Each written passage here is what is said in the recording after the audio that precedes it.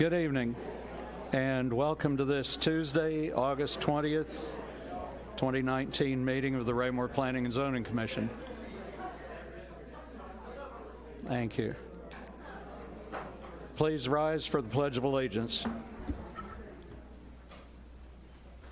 I pledge allegiance to the flag of the United States of America and to the republic for which it stands, one nation, under God, indivisible, with liberty and justice for all. Thank you. That had a really nice ring to it this evening. We'll call roll. Commissioner Wiggins. Commissioner Armstrong. Present. Commissioner Bowie. Present. Commissioner Ackland. Present.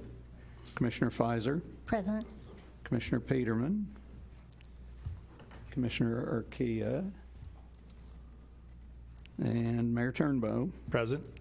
And Commissioner Faulkner is present. We do have a quorum. We have no personal appearances scheduled this evening. One item under consent agenda, approval of our minutes from the July 2nd, 2019 meeting. And as commission wishes, I would either entertain a motion to approve the consent agenda or accept minutes of the July 2nd meeting as presented. Mr. Chair. Is that Mayor Turnbow? Yes. Thank you. I'd move to approve the consent agenda, which includes the approval of the minutes from the July 2nd, 2019 meeting. Second. And second by Commissioner Bowie. Motion to accept consent agenda and approve minutes of the July 2nd, 2019 meeting. All those in favor, raise a hand, please. 1, 2, 3, 4, 5. Any opposed and abstentions? I'll take a hand, thank you. All right, so 5 in favor, none opposed. Commissioner Ackland abstaining. And we have nothing this evening under unfinished business, so that takes us into new business. The first matter this evening is election of a new secretary, since Commissioner Crane has resigned from the commission, and Commissioner Crane was our secretary for a good many years. Mr. Zur, is it legitimate to nominate a commissioner who happens to be absent this evening? But has that commissioner been spoken with regarding the potential nomination? As far as I remember, yes, we did indeed speak about it. Okay. And for secretary, we were looking for someone who could be available through the day in Raymore. I would take any other suggestions, somebody who's retired, living in Raymore, who can come in through the day and sign legal matters for the commission. Okay, and not seeing anybody jumping at it. I'll be the bad guy. I would nominate Commissioner Peterman for Secretary of the Raymore Planning and Zoning Commission. I'll second. That was Mayor Turnbow. All right. Are there any other nominations for Secretary? All right, so the motion on the floor is to elect Commissioner Peterman as Secretary of the Raymore Planning and Zoning Commission. All those in favor, raise a hand, please. 3, 4, 5, 6. 6 in favor, therefore none opposed and no abstentions. And I hope Commissioner Peterman is willing and up to the task. Moving right along, case 19016, Remington Estates, right-of-way vacation. This case will require a public hearing, and I believe that City of Raymore is the applicant. So, Mr. Grass, are you ready to present this case? Yes, sir. Thank you. As you mentioned, the City of Raymore is requesting to vacate a portion of city right-of-way that exists both on the north and south sides of Hampton Drive within the Remington Estates subdivision, just to the east of Loris Drive. I've included within your staff report 2 photographs that depict the existing conditions of the property, again, on both the north and south sides of Hampton Drive. The property on the south side is located at 1111 Hampton Drive, lot 165 of the Remington subdivision, and the north side of the property is located at 614 Lars Drive at lot 166 of the Remington subdivision. The growth management plan did identify this area as appropriate for low-density residential development, and the major thoroughfare plan map within the GMP classifies Creekmore Drive, Hampton Drive as a local road. Because tonight does require a public hearing, tonight's meeting was advertised in the August 1st edition of the Journal newspaper for the Planning and Zoning Commission public hearing, as well as the August 8th edition of the Journal newspaper for the August 26th council meeting. Because of that, items of record for the case include the mailed notices to adjoining property owners, the notice of publication in the Raymore Journal, the Unified Development Code, the application itself, the growth management plan, and the staff report. I've included the requirements for an easement vacation as outlined by the Unified Development Code. Looking at some of the staff comments, trying to explain the request. When the preliminary plat for the Remington subdivision was first approved, it originally contemplated the future construction of a north-south roadway along the western boundary of the plat that would intersect Hampton Drive. When the Remington second plat of that subdivision was approved, the subject right-of-way was dedicated to the city for the future construction of that road as part of a future subdivision phase. The Creekmore subdivision, when it was approved by the city on January 26th of 2004, the preliminary plan of that development contemplated a slightly different alignment of the previously proposed north-south roadway, which is the current alignment of Fox Ridge Drive through the Creekmore subdivision. The Southern Hills of Creekmore's second plat was approved on March 14, 2005, and included the extension of Hampton Drive from the Remington second subdivision north through the Creekmore subdivision. Because the subject right-of-way was previously dedicated as part of a previous development, when the Creekmore subdivision was approved, that subject right-of-way remained unused and unutilized, which is where it is today in the existing subdivision. The engineering department has reviewed the application and did recommend approval of the request. In addition to that, staff did submit proposed findings of fact for your consideration. I will note that the request was shared with the 3 adjoining property owners that abut the subject right away, and all 3 property owners did consent to the proposed vacation. Typically, as outlined by city code, when right of way is vacated by the city, the statutory right of reversion and the property owners that abut the subject property is typically divided evenly among those property owners. However, in this case, because that right-of-way was originally created directly related to the development of the Remington subdivision, that remaining right-of-way would revert back to the property owners that fall within the Remington subdivision, which would be the properties at 614 Loris and 1111 Hampton Drive. Again, I did speak to both those property owners that did consent to the additional land being added to their property, and I shared the request with the Creekmore Properties Association, which owns the land directly to the west of the subject right-of-way, and all 3 parties were in agreement of the request. Looking forward at the schedule for this item, should the Planning Commission make a recommendation this evening, it will move forward for first reading by City Council next Monday, August 26th. It'll move forward to second reading by City Council on September 9th, 2019. Overall, staff does recommend that the Planning Commission accept the staff proposed findings of fact and forward case 19016, Remington Estates right-of-way vacation, to the City Council with a recommendation of approval. That will conclude staff report on the item. If there are any questions, I'm more than happy to answer them. Any questions from commissioners before we move ahead? All right. Before I open the public hearing on case 19016, if anyone from the public wishes to speak on this case, we'd invite you to come forward to the podium. Please give us your name and address for the record. And to keep proceedings moving, we would ask that you limit your comments to, 5 minutes actually seems kind of long this evening, but no more than 5 minutes. And if you're in agreement with a position that's been previously voiced, if you'll state that rather than reading the entire position again, we would appreciate that. Having said that, public hearing on case 19016, Remington Estates right-of-way vacation, is now open. Would anyone like to speak on this case?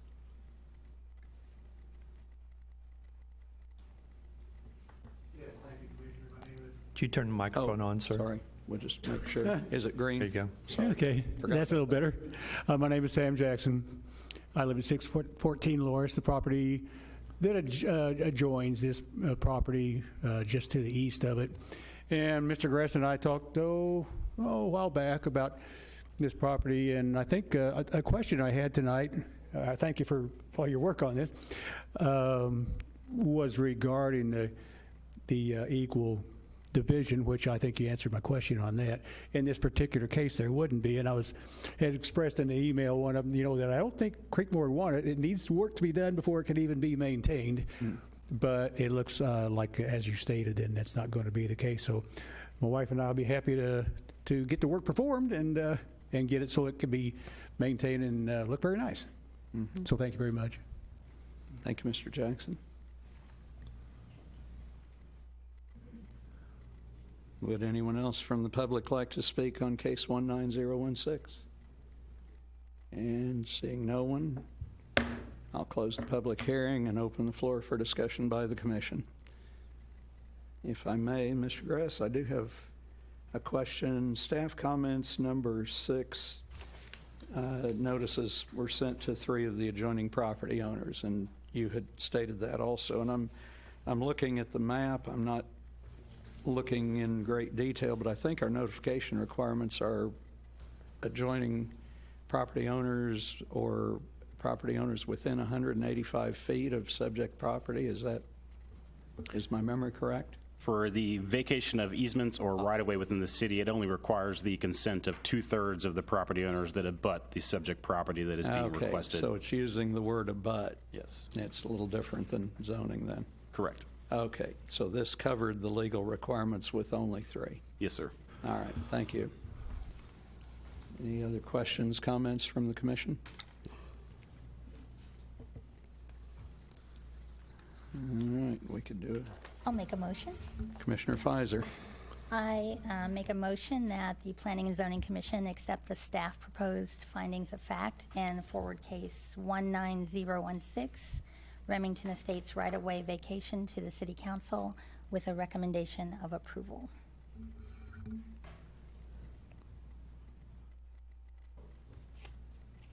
Commissioner second. Armstrong? I'll second. Okay, not sure who was there first, but You can give Ms. Armstrong I was looking that way. All right, so we have a motion on the floor by Commissioner Pfizer, second by Commissioner Armstrong, to accept staff proposed findings of fact and forward case 19016, Remington Estates right-of-way vacation to the City Council with a recommendation of approval. Is there any further discussion on the motion?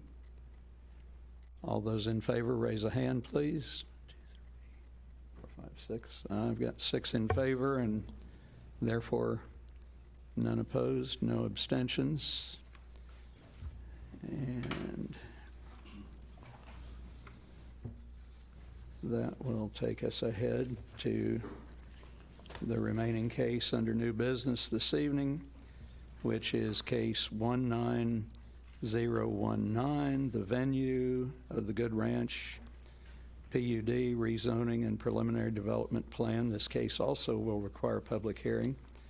And would the applicant like to come forward to the podium and present your case to the commission, please? Mr. Chair, before the applicant gets Mr. started, Grice. I'm going to broadcast the presentation to your screen so that you can course. follow along. I'll also put it up on the projector for anybody in the audience that would like to follow along as well. Okay, thank you. Let us know when you're ready.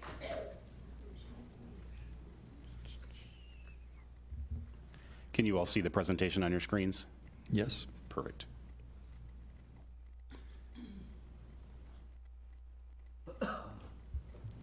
Ready to go? All right, thank you. All set. Mr. Chairman, members of the commission, my name is Bill Moore. I'm an attorney with offices located at 4510 Bellevue Avenue in Kansas City, Missouri. I'm with the law firm of Rouse, Fretz, White, Goss, Gentile, and Rhodes.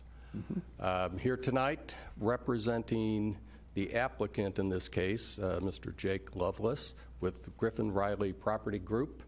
And also here tonight is Jeremy Powell with Powell CWM Inc., who did the design work on the proposed subdivision. We have a fairly brief presentation to make to you as an introduction. And as I understand it, staff will follow with a very thorough presentation of the case before you. We are always available, any of us, for any questions that you may have at any time during the presentation. So to begin, this is a luxury townhome community development that's being proposed for this location. It incorporates, as you can see, it incorporates modern contemporary elevations and floor plans, 2 to 3 bedrooms, 1,300 square feet and up. In some cases, full or partial basements, 1 and 2 garages with full driveways, and also available off-street parking. In addition to the development itself, there are several amenities that we'd just like to point out to you. And you can see on the screen, but there's pickleball, there's playgrounds for children, there's a swimming pool.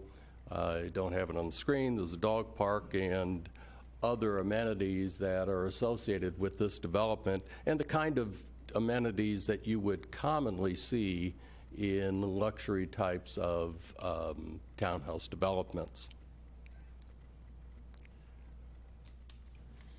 So why are we proposing a luxury townhouse development, rental development in your community in this subdivision? Well, there's several reasons. Let me address the immediate reason, I think, is because there's a demand for this type of housing, particularly a high demand for this type of housing in the city of Raymore. The occupancy rate is as you can see, is 96%.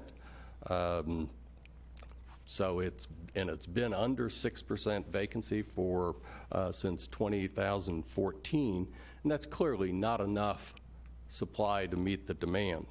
And that demand, as you can see in the slide, is coming from a variety of places, not the least of which is Cerner, which employs approximately 6,000 employees within 11 miles of this proposed development, and Honeywell, which employs an additional 4,500 employees within 6 miles of the development. Clearly, there is a demand for this type of housing for people who are particularly starting out in their careers, and they're looking for nice rental housing close by where they work with the amenities that are being proposed. The amenities not only that are on site, but the amenities that go with the overall development, as you will see on another slide, that was incorporated into this development some 25 years ago when it was originally contemplated. Those being a large amount of open space, and that's the kind of amenities I think that we see that people who are looking for this kind of housing are looking for. So the hope here would be, one, that people will rent these units from nearby businesses, thereby coming into your community to establish their homes, right? This could more than likely going to be one of their first, if not the first place where they're living. And once they get established in your community, the hope is that they stay in your community, that after they grow out of the rental market and are ready to move into a single-family home, they'll stay in Raymore. That's the whole idea. That was the whole thrust of the rationale for putting together a multifamily and multi-phased kind of project back 25 years ago. So let's talk a little bit about the project itself in the project area. So you'll see on this green dot, this is the area that's subject to this rezoning request. And this is the master plan that was approved by the city when the property was annexed into the city in 1994. It was a well-thought-out plan that included multiple uses that you would typically see in a 1,700-plus acre mixed-use development. I think it was well thought out from the standpoint of the layout with the 49 coming on the side, other major streets running through the development. So you want to separate your particular uses. So you can see you've got the red, that's the commercial use, and I think that's something in the range of like 500-600 acres. Then you've got some multifamily use that's being proposed in other areas. And then you've got the attached single-family development that is, again, the subject of this request.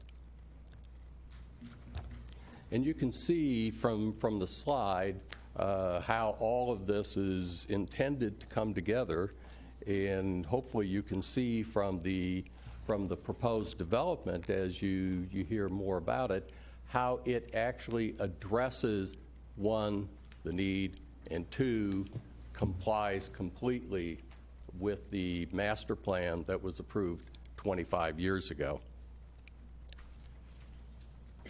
So here's the actual site plan that we're discussing tonight, and as you can see, there's 51 units with 51 lots with 204 homes. It incorporates a total of almost 26 acres. Again, it is buffered by the streets on two sides, and we've got some open space on the other two sides. So it is a buffered area that was intended at the time in 1994 to fit in and provide this other level of housing that someone with a lot of foresight 25 years ago recognized that there was a need for that type of housing. So I know that there's a lot of people here tonight, and I suspect many, if not all, are from nearby residential properties. And the big thing I'm sure that's on their mind, or one of the big things, is, well, what's this going to do to my property value? Well, we've done some analysis and of similar kinds of developments in areas, and as you can see from this slide, that there's actually been no decrease, but in fact increase of property values surrounding the Manor Homes development that's located in this area. And you just kind of randomly see it goes from 9% to 11% increase in value during the tax years of 2015 to 2018. So, and we think that there would be something similar to that occur in this development, because again, these are luxury townhomes. They're not they're not going to detract from property values. They will either have neutral or positive impact. And again, the benefit here that we're talking about, going back to the master plan of the community, is the idea was to bring in all these types of housing within a master planned area, 1,700 acres or so, to accommodate all of the needs for a variety of residents that will be living in the city of Raymore.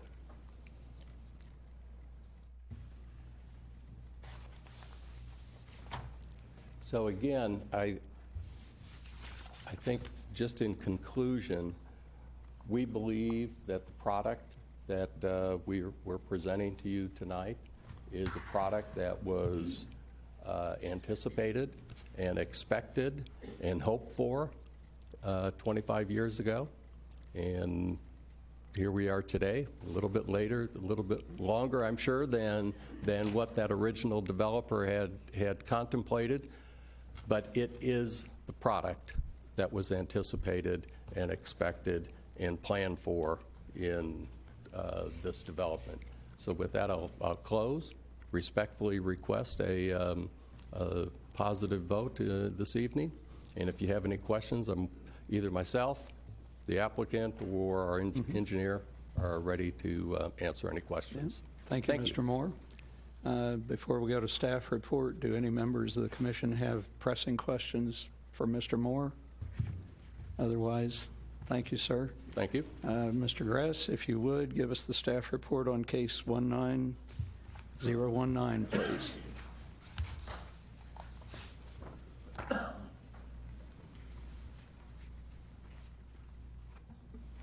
Thank you, sure. Before I begin, I want to make sure that you all have control over your screens as I go through the staff report so that you can reference any items that I might be speaking of. Great.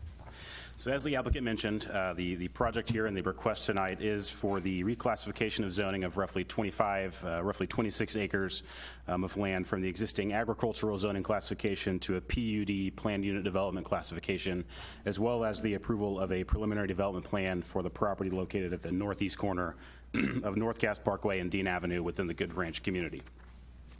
Within your staff report, I've included a handful of photographs that identify the existing conditions and the current state of the property as it is today. You can see its approximate location to the I-49 corridor and the North Cass Parkway interchange. And you'll note that currently the property is being used as a farming piece of land for farming, given its agricultural zoning classification. As I mentioned, the property is currently zoned agricultural, and the request is to develop it as a PUD, planned unit development, that would allow the development of attached single-family dwellings on the property. Surrounding the area, existing surrounding uses include single-family residential to the north, currently under construction in the Meadowood subdivision, undeveloped and future commercial ground to the south on the other side of North Cass Parkway and Hubach Hill Road. Public use, the Good Parkway linear park that exists to the east, as well as some single-family residential homes that exist in the Stonegate subdivision, and a large tract of undeveloped commercial land on the opposite side of Dean Avenue as part of another tract of the Good Ranch development. The future land use map that's contained in the growth management plan identifies this property as appropriate for low-density development, which I'll touch on in a following staff comment. And looking at the major thoroughfare plan map that's also contained within the GMP, that plan classifies Dean Avenue and North Cass Parkway both as minor arterial roadways. The recently completed Fox Ridge Drive is classified as a minor collector roadway, and all of the proposed roads within the subdivision would be classified as local residential roads. Because tonight does require a public hearing, this meeting was advertised in the August 2nd, 2019 edition of the Raymore Journal.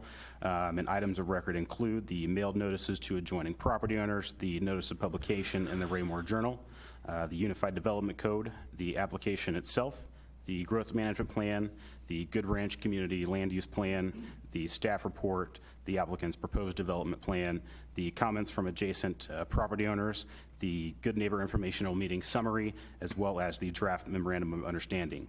And I will note before moving on, after the staff reports were sent out, staff did receive a handful of additional emails and comments that were received. Those were placed on your podium here this evening for your review as well. And as this project moves forward to City Council, those will then become part of the record for our council members as well. Staff did include the requirements for a zoning map amendment as outlined by City Code and the Unified Development Code. And kind of touching on what the applicant has already presented, some of the history of the property and how we got to where we are today. Initially approved in 1994, the Good Ranch community was planned for a mixture and variety of residential, commercial, light industrial, and uses spread over the entirety of its 1,700 acres. This land was annexed into the city around 1994. Other residential phases that include the Wood Creek, Stonegate, Meadows, and the Meadowood of the Good Ranch have been previously approved by the city and completed over the last several years. The most recent phase and the phase that is currently under construction right now, Prairie View of the Good Ranch, was approved by the City Council on November 27th, 2017. And again, that phase is currently under construction as a single-family development. The approved land use plan identified this area noted as Tract 2 on the Good Ranch land use plan, noted this property as appropriate for attached single development, which is consistent with the request here this evening. As this 1,700 acres has developed, the commercial subdivisions have been built. It's interesting to see that this plan has been implemented almost to a T as how it was originally proposed back in 1994, with only a couple minor modifications made to that land use plan in the last several years. If you'll notice on the land use plan, you'll see Tract 3 and a portion of Tract 4 are also identified as appropriate for attached single-family development, similar to the application this evening. At that time, when those residential subdivisions were being proposed, it was actually at the request of the current property owner, Good Otis, to develop those as detached single-family residential homes, which is why you see the single-family homes that are there today that are being built within the Meadows and the Meadowwood subdivision.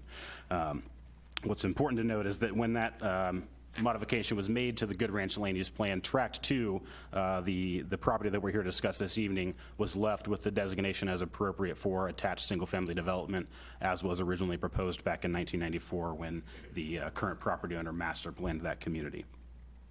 A Good Neighbor information meeting was held for the application on August 7th of 2019. At that meeting, 90-plus residents attended, in addition to city staff, the applicant, and the project engineer. A summary of that meeting and the comments and questions that were asked and the responses that were given were included in the staff report for you this evening, and they're identified as Exhibit Number 10 towards the end of your staff report. The Engineering Division of Public Works has reviewed the application and indicated that it does comply with the design and standards and specifications that are adopted by the City of Raymore, and does recommend approval of the application. For specific comments, Mr. Rokos is here in the audience this evening, and their memorandum on the project is included in the staff report as well, which outlines some comments specific to this project. Looking at page 9, some of the staff comments on the request. Again, just going back to 1994, when this plan was approved, it did identify Tract 2, Tract 3, and a portion of Tract 4 as appropriate for attached single-family dwellings. The Good Ranch land use plan and the associated memorandum of understanding provides guidance and assurance that the developer and the property owner will develop the land in accordance with the approved land use plan that is before you this evening. And it also provides the assurance to the property owner that the city agrees to rezone property in accordance with the adopted land use plan that was approved back in 1994.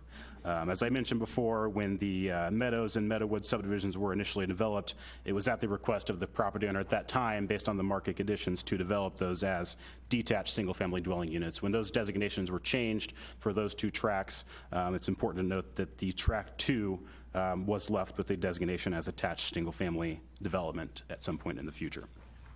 In looking at the development of attached single-family dwellings, it's important to note that those types of dwellings are also permitted in other zoning classifications and zoning districts within our city code. Attached single dwellings are permitted in the R3 medium density residential district, as well as the R3A multiple family residential dwelling district. A PUD or planned unit development can also be approved to accommodate the development of attached single dwelling units. Our Unified Development Code provides guidance and regulations and design guidelines for the development of single family attached dwellings within the R3 and R3A zoning districts.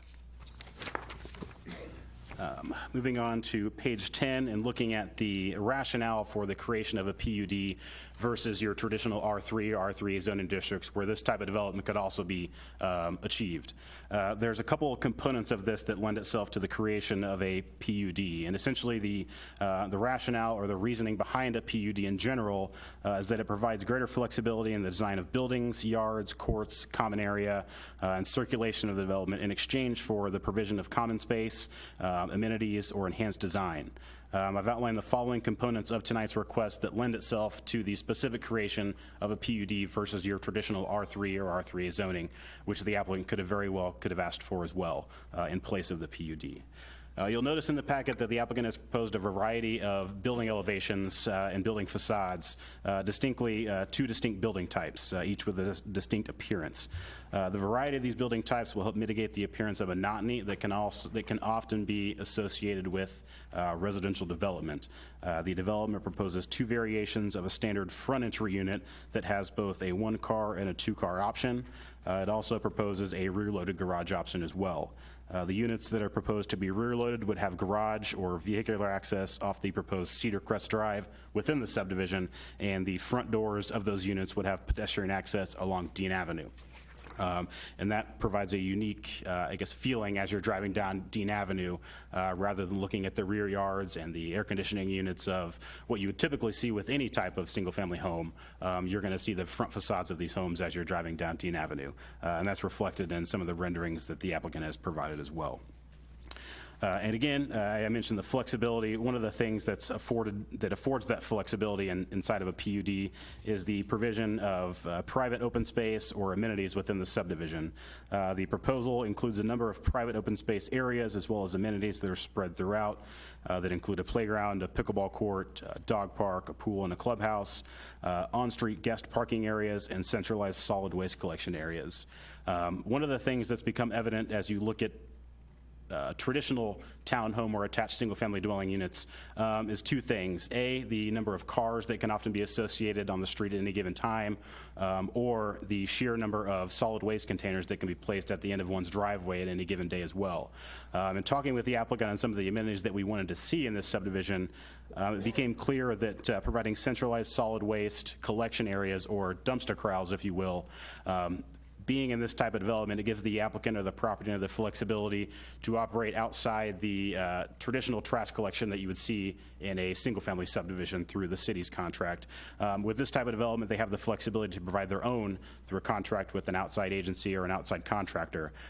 So where you would see a typical single-family home has the option for single pickup once a week, this development provides the flexibility for 1 to 2 to 3 pickups per week, depending on the volume that may be generated by the residents within this subdivision. In addition to that, it also takes away all of those trash containers that you would see out at any given day on any trash day throughout the city of Raymore. Again, on the flexibility and providing some of these amenities and those building elevations, the PUD also offers the flexibility to establish modified development standards, so your setbacks, your building heights, your yard sizes, and so on. So I've included here kind of a comparison of what you would typically see in an R3 or an R3A single-family attached development, and then I've highlighted the changes in the left-hand column there under the proposed standards. You can see very minimal requests have been made in those standards, and the requests that have been made are solely to provide the flexibility to be able to accommodate those different building types, elevations, and building styles on the property that we're here to discuss this evening. Moving on to page 11, again, I touched on parking a little bit. Our Unified Development Code outlines the requirements for the minimum parking spaces that are required for this type of development. You can see the minimum requirement is 2 per dwelling unit. Based on the 204 proposed units, a total of 408 spaces are required, and those can be provided through the provision of garages or driveway spaces. In addition to the garage spaces and the driveway spaces that are being proposed, the applicant has also proposed a total of 47 off-street guest parking areas that would be designated for residents of the subdivision or their guests that are coming to visit them. In addition to those, there's a total of 455 spaces that have been provided within this development. Looking at the breakdown and the existing stock of housing units within the city of Raymore versus attached single family versus detached versus multifamily, I've provided a summary of the overall share or percentage of how those housing units are broken down. So you can see 83%, a little more than 83% of the overall housing units within Raymore are comprised of detached single family dwellings. So your single-family residential subdivisions. It isn't until you get to your attached single-dwelling units, whether they're duplexes or townhomes, those only comprise just under 14% of our overall housing stock. And then as you look at your manor homes of Eagle Glen and those types of development, your multifamily developments only comprise a little over 2% of the overall housing stock within the city of Raymore. And then adding on to that, trying to better understand the share of homeowner or occupancy characteristics within the city of Raymore, staff was able to use census data and American Community Survey data to break down the ownership or occupancy characteristics of all the housing units within Raymore. So you can see, looking specifically at Raymore, just over 81% of the housing units, including detached single-family, attached single-family, multifamily, the entire gamut, just over 81% of those are owner-occupied units, with only 19% being renter-occupied. And to put that in perspective, perspective, I've included the same data for the Kansas City metropolitan area on both sides of the state line, looking in Kansas and Missouri, as well as the U.S. national average. So you can see for owner-occupied units, we're well above both the Kansas City metropolitan average as well as the U.S. standard for owner-occupied units, and we're well below the U.S. and metropolitan standard for renter-occupied units. The applicant spoke to a little bit of the demand here that Raymore might have for this type of product, and we think that the data here that's here this evening illustrates that demand for this type of housing here within the city. Looking at kind of taking a step back and looking at the Good Ranch plan overall, some of the things that stand out, the applicant mentioned that, how well thought out that plan was back in 1994, and some of the things that stand out are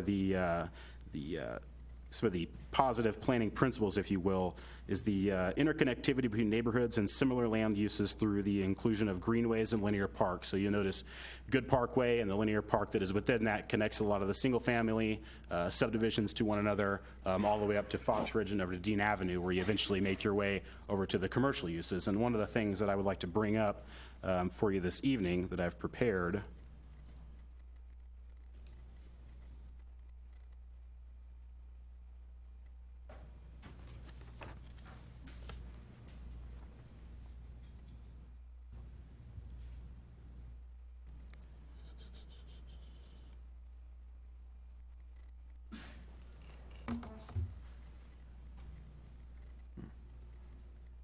just want to make sure that you can see my screen before I go any further.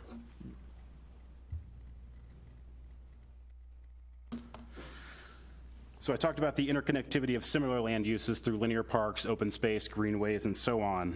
One of the other things that this plan did a very good job of was separating dissimilar land uses from other sensitive land uses through the use of land use buffers, open space buffers, transition from land uses to one another as you make your way west towards the I-49 interchange.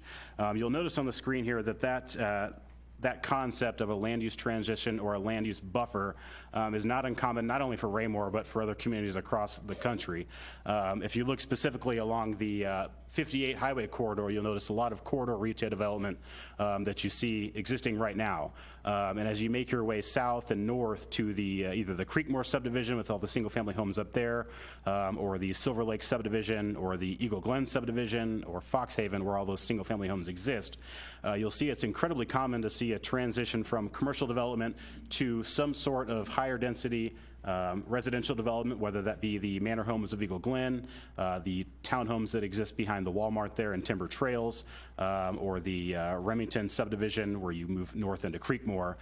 Having that transition between commercial development, higher intensity uses, to a less intense, higher intensity residential use before you make your way to a lower density single family use is incredibly common throughout many parts of the community. And I'll point out a couple here just to put it in perspective. The Timber Trails subdivision, which exists just north of Lucy Webb, in between 58 Highway and Lucy Webb. As you make your way south from the Walmart Sam's Club area, you'll notice the townhomes that are I'd say about 30% developed right now. There's still some undeveloped land there for future development of those. As you make your way further south into the single family development that exists there, you'll notice the transition from the commercial development in that subdivision, the higher intensity residential development south into the Timber Trails single family subdivision, which is still developing today.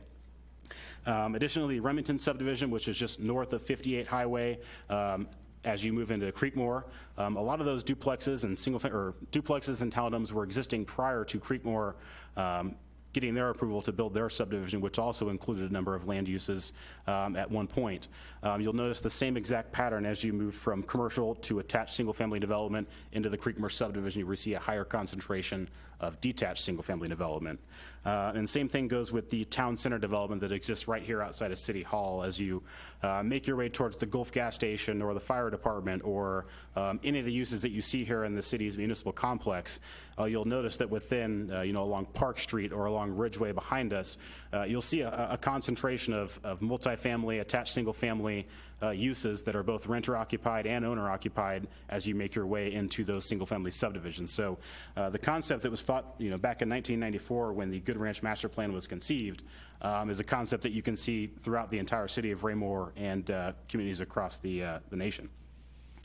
I will point out that the request was shared with and the preliminary development plan was shared with the Raymore Peculiar School District as well as the South Metropolitan Fire District. At this time, staff has received no concerns from either of those entities, and they've been kept informed of the timeline moving forward of this request. Notices of the Good Neighbor meeting and tonight's Planning and Zoning Commission public hearing were mailed to 43 adjacent property owners, as well as HOA groups for each of the subdivisions that were impacted. And staff has included, again, the comments that were received as part of those meetings and those emails that were sent to staff in your staff report.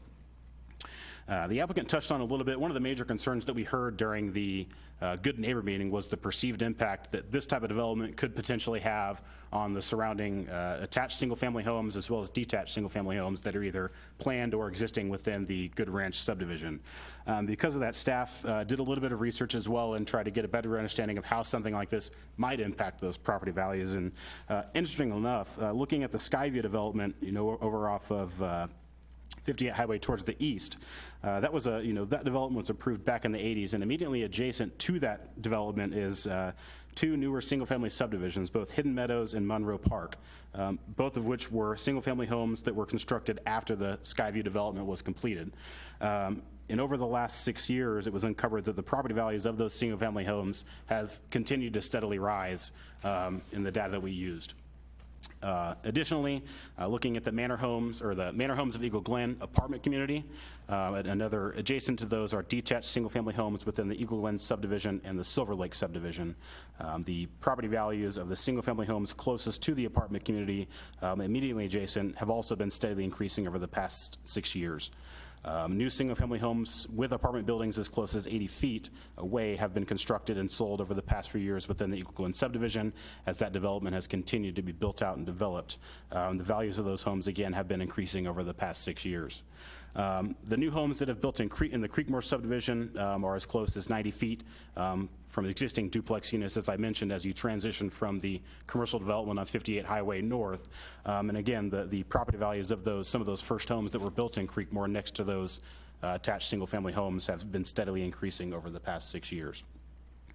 On several occasions, the commission has heard from the city's economic development director, Matt Tapp, for a number of reasons. Mr. Tapp also works really closely with the city council in presenting the current state of affairs as he's dealing with developers and commercial real estate developers as they're looking at Raymore. And one of the things that he shares, two of the things that he shares consistently with the city council are some of the concerns that he hears from commercial land developers, some of the concerns that they have about the area surrounding the North Cass Parkway I-49 interchange. And two of those being that the traffic volumes that exist on North Cass Parkway and Dean Avenue are significantly below the threshold that's needed to attract any kind of commercial development around that area and around the interchange. Additionally, the density or the concentration of residential development overall, specifically higher density or market rate apartments or townhomes near the commercial area, are desperately needed to attract the commercial development that the city might want to see in the future surrounding that I-49 North Cass Parkway interchange area. Moving on, staff did submit proposed findings of fact for your consideration on the request this evening. Looking forward to the timeline of the request, should the Planning Commission make a recommendation this evening, the request will move forward to City Council for first reading on August 26th and move forward for second reading on September 9th for City Council. Overall, just kind of a summary. Again, going back to 1994 when this plan was originally conceived, it contemplated a variety of land uses, residential, commercial, light industrial, spread over the entirety of the 1,700 acres. And while some of the portions have been rezoned to accommodate single-family development where attached single-family was once proposed, it's staff's belief and the applicant's belief and the current property owner's belief that this tract of land, Tract 2, is still well-suited for attached single-family development. The Unified Development Code, again, outlines provisions for the development of single-family attached dwellings within the city, within the R3 and R3A zoning district, subject to minimal certain design standards. While the proposed PUD also allows for the development of attached single-family homes, it also provides the city, the general public, as well as the applicant, more assurance and security relative to the quality and type of development that's proposed on the site through the incorporation of the MOU. Which is not an agreement that would be required in the R3 and R3A zoning districts. That document, which you have a copy of this evening, outlines the expectations of the property owner as well as the city and ensures that the property will be developed in accordance with the approved preliminary plan that's here this evening. Given the variety of land uses that are proposed on the west side of Dean Avenue, north and south of North Gas Parkway as part of the Good Ranch Master Plan, the proposed development provides a logical and well-planned land use transition that buffers the existing single-family subdivisions that exist throughout the Stonegate, Meadowwood, Wood Creek subdivisions, provide a logical land use buffer that buffer those subdivisions from future commercial and light industrial growth. In addition to that, the preservation of the existing stream corridor, the greenway that separates these homes, and the placement of the stormwater facilities on the site provide an additional layer of protection and buffering between those single-family homes, the proposed development, and the commercial development along the I-49 corridor. As far as transportation, both Dean Avenue and North Gas Parkway were designed and built as arterial roadways and were designed to accommodate the existing traffic at the time, as well as the future traffic that would be generated by development within the Good Ranch area, as well as the surrounding areas. The recently completed Fox Ridge Drive was built as a collector roadway and provides connectivity of the proposed development and existing development to the Stonegate Elementary School and provides another access point to Dean Avenue. Based on the existing traffic volumes, there is ample available capacity for these roadways to absorb any traffic that would be generated by this development. Lastly but not least, the city strategic plan that was adopted in 2017 includes a number of goals, specifically one that is to provide quality, diverse housing options that meet the needs of Raymore's population, both current and future. And I touched a little bit on the city's current housing stock and how that's broken down. Of that, the city currently has housing options that include, not limited to, detached single-family homes within a golf course community, your Creekmore subdivision, detached single-family homes on quarter-acre lots that may or may not have an HOA within the subdivision, large lot single-family homes in more of the rural setting of Raymore, maintenance-provided communities, age-restricted single-family developments, duplex units, and townhome units that do not have amenities within their subdivisions, as well as apartment complex units. The one thing that the city currently does not have is a cohesive townhome development that provides these amenities that are being provided this evening, as well as a development that provides common ownership of the entire property that will assume the maintenance of all those common amenities in the common areas of the development. All that being said, city staff does recommend that the Planning and Zoning Commission accept the staff proposed findings of fact and forward case 19019, venue of the Good Ranch PUD rezoning and preliminary development plan to the City Council with a recommendation of approval. That would include the staff report on this item. If there are any questions, I'm more than happy to answer them. So before we proceed to the public hearing, do any of the commissioners have questions for Mr. Gress? Yes, Mr. Chair. Mayor Turnbow.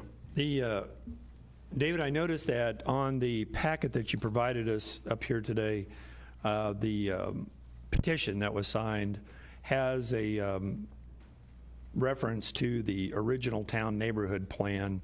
How does that, is that applicable in this situation at all, or are they just referring to those restrictions and hoping that they'll look at that as a way to apply in this case? Great question, sir. Thank you. The original town neighborhood plan is just that. It's a neighborhood plan that's specific to the original town of Raymore. So basically the area surrounding TB Hanna Station Park, where the farmers market is, those residential blocks that are surrounded by that, the recommendations and the strategies that are included within that plan are only applicable to the properties that fall within the confines of the original town of Raymore. The important thing to note is that the plan that applies to this property that was previously mentioned was the Good Ranch Community Master Plan. While the original town neighborhood plan includes goals and strategies that are similar to the Good Ranch Master Plan, what is referenced in the petition does not apply specifically to the area in which this project is located. Okay, thank you. Thank you. And a follow-up? Mayor Turnbow. I know that I was looking at the plan itself, and coming from the background that I come from, if we'd allow on-street parking for what I see as a 28-foot wide road width throughout the complex, maybe the applicant could address this particular issue of whether or not they are amenable to no parking on the street, since you've offered off-street parking for guests in addition to the pavement space that's available for each resident. Should we bring the applicant back? Mm-hmm. Yeah. 1 second. My concern is that having been in the profession that I was in, when you have this type of density, if there's a lot of on-street parking, it sometimes makes it difficult to get emergency traffic through.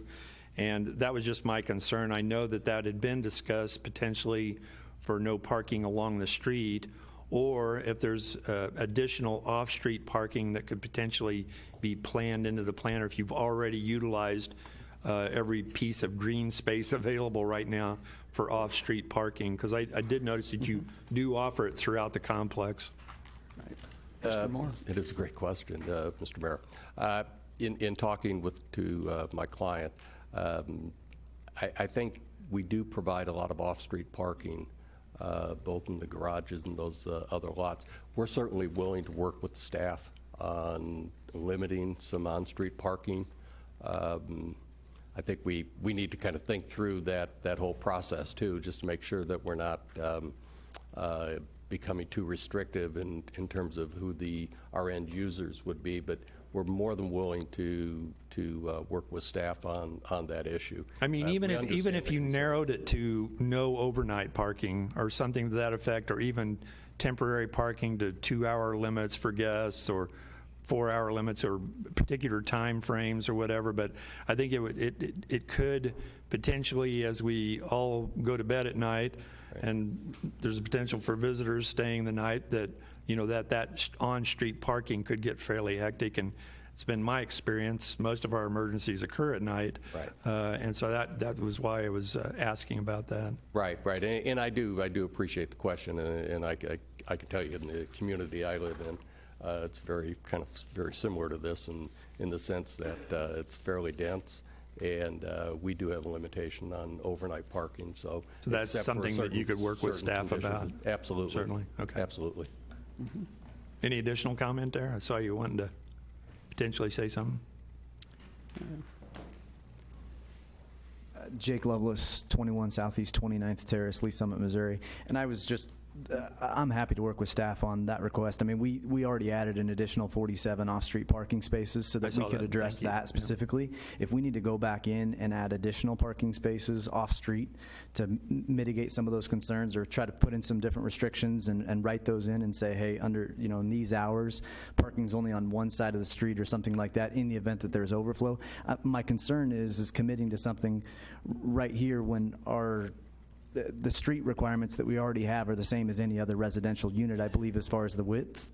And so while I will commit to working with staff to do exactly what you guys direct us to do as far as off-street parking, I just didn't want to rush to say, I need to evaluate it a little bit further is all I'm asking. No, there are a lot of options that are related to that, I understand. And we will happily work with staff on that request. Okay. Thank Mr. you. Zur, I'm sorry. Mr. Zur? I would simply note that the staff, including engineering, has already identified that as an item for conditional or additional addressing. They would be public streets, however, so there would be ability for restriction of parking by the city itself. Thank you. Now, Mr. Zur, thank you. You just answered my follow-up question. So the streets are intended to be dedicated to the city and public streets. Thank you. Before we go to the public hearing, do any of the commissioners have any further questions on staff report? Okay. Remembering what I said about public hearing etiquette earlier, please try to limit your comments, since potentially we have a lot this evening, and we just expect common courtesy and normal decorum. I will open the public hearing now on case 19019, venue of the Good Ranch Planned Unit Development Rezoning, Preliminary Development Plan. And if anyone from the public would like to speak on this case, please come forward to the podium. And do give us your name and address for the record. Foot went to sleep. Hi, my name is Craig Shoemaker, 702 South Fox Ridge Drive. We live just a little bit north of this project. To address a couple of the issues that were brought up and perhaps even contradict a couple, I was noticing that the Skyview, the width of the street at Skyview is 37 feet. I went over there today and measured it just because I was curious about this very same issue. And as you can see there, they can park on both sides of the street, and you could drive 2 or 3,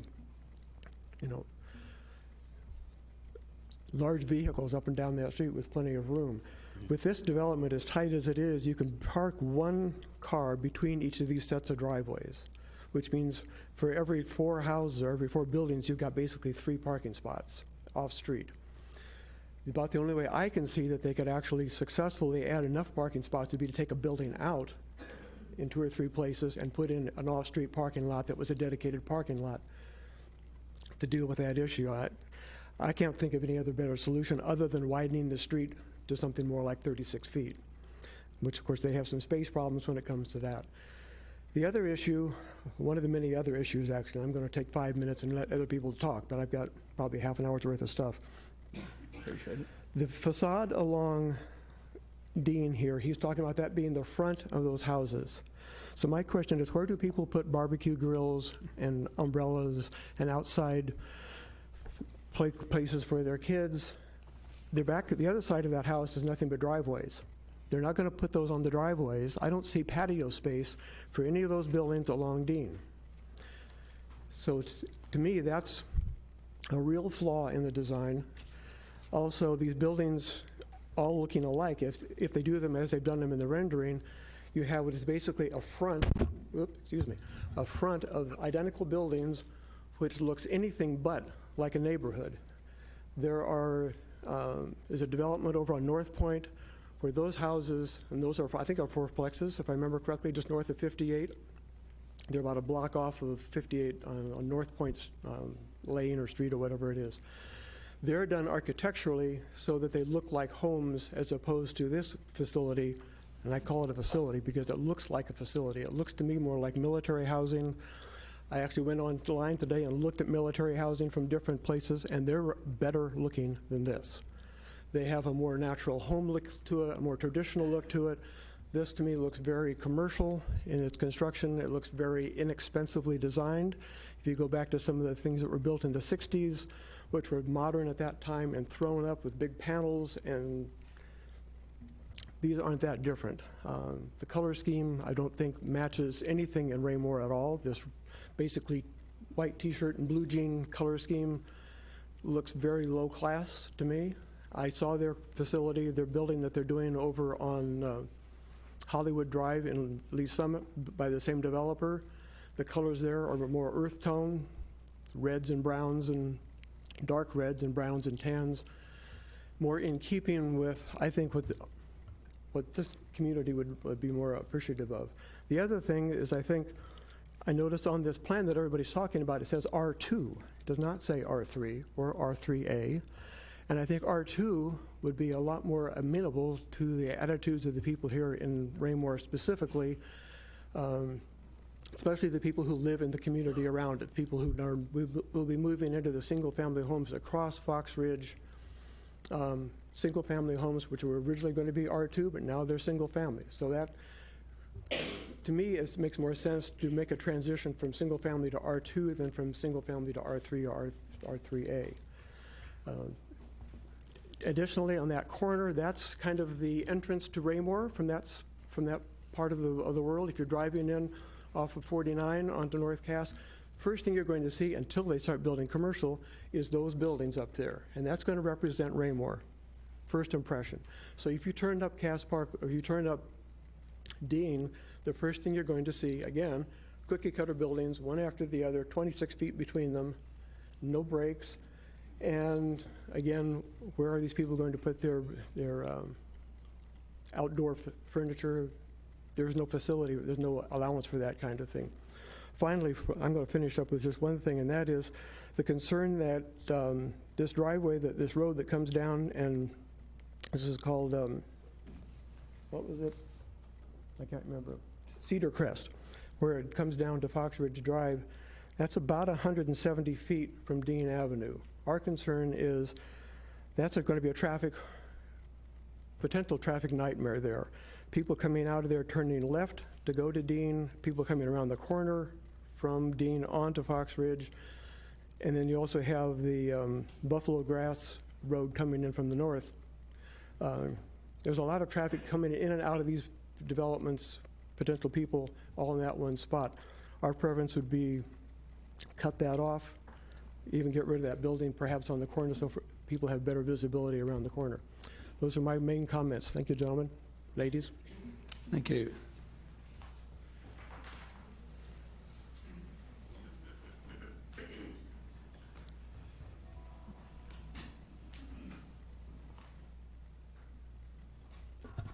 Good evening. My name is Shanita Mirador. I live at 1008 Old Mill Road. That's Lee Mirador, my husband over there. We moved into Stone Gate subdivision going on 15 years ago, so we were one of the first individuals to move into that subdivision.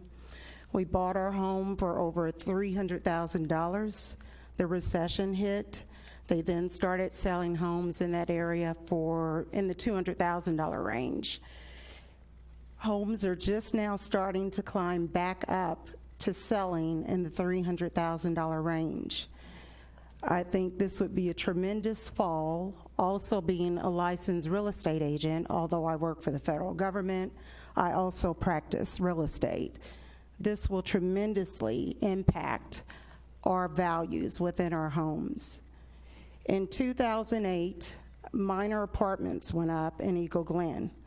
In 2008, the crime rate started gradually moving back up. Additionally, in 2008, our houses fell tremendously. They just started to climb back up at the end of 2010 to 2011. It is imperative that we keep the type of economical growth that we have now for this type of environment that we live in. People move to the Raymore area to get away from the fast pace. We're not a fast-paced environment. We're just not. Several of my relatives that lived here prior to me that have passed away, they moved to the country area to get away, again, from a lot of the crime rates that we are now gradually seeing move back into the Raymore area. So I don't know how to stress. This is impacting us not only because of our investment, which, don't get me wrong, I appreciate all of the neighbors that have reached out to me that are looking to sell. That is good for me as far as financially, but not good for my financial, or for our home, or any of the homes around us. We will soon be going into a recession. This isn't me saying this is what CNN is saying, several professionals. During recessions, as a real estate agent, houses sit. Individuals are getting scared, they're moving, and they're moving fast. I don't know how to stress, in order to maintain the environment that we live in, it is imperative that you consider not approving this. That's all I have to add. Did you want to add anything, sweetie? Putting them on the spot. Thank you. Thank you for giving us this opportunity.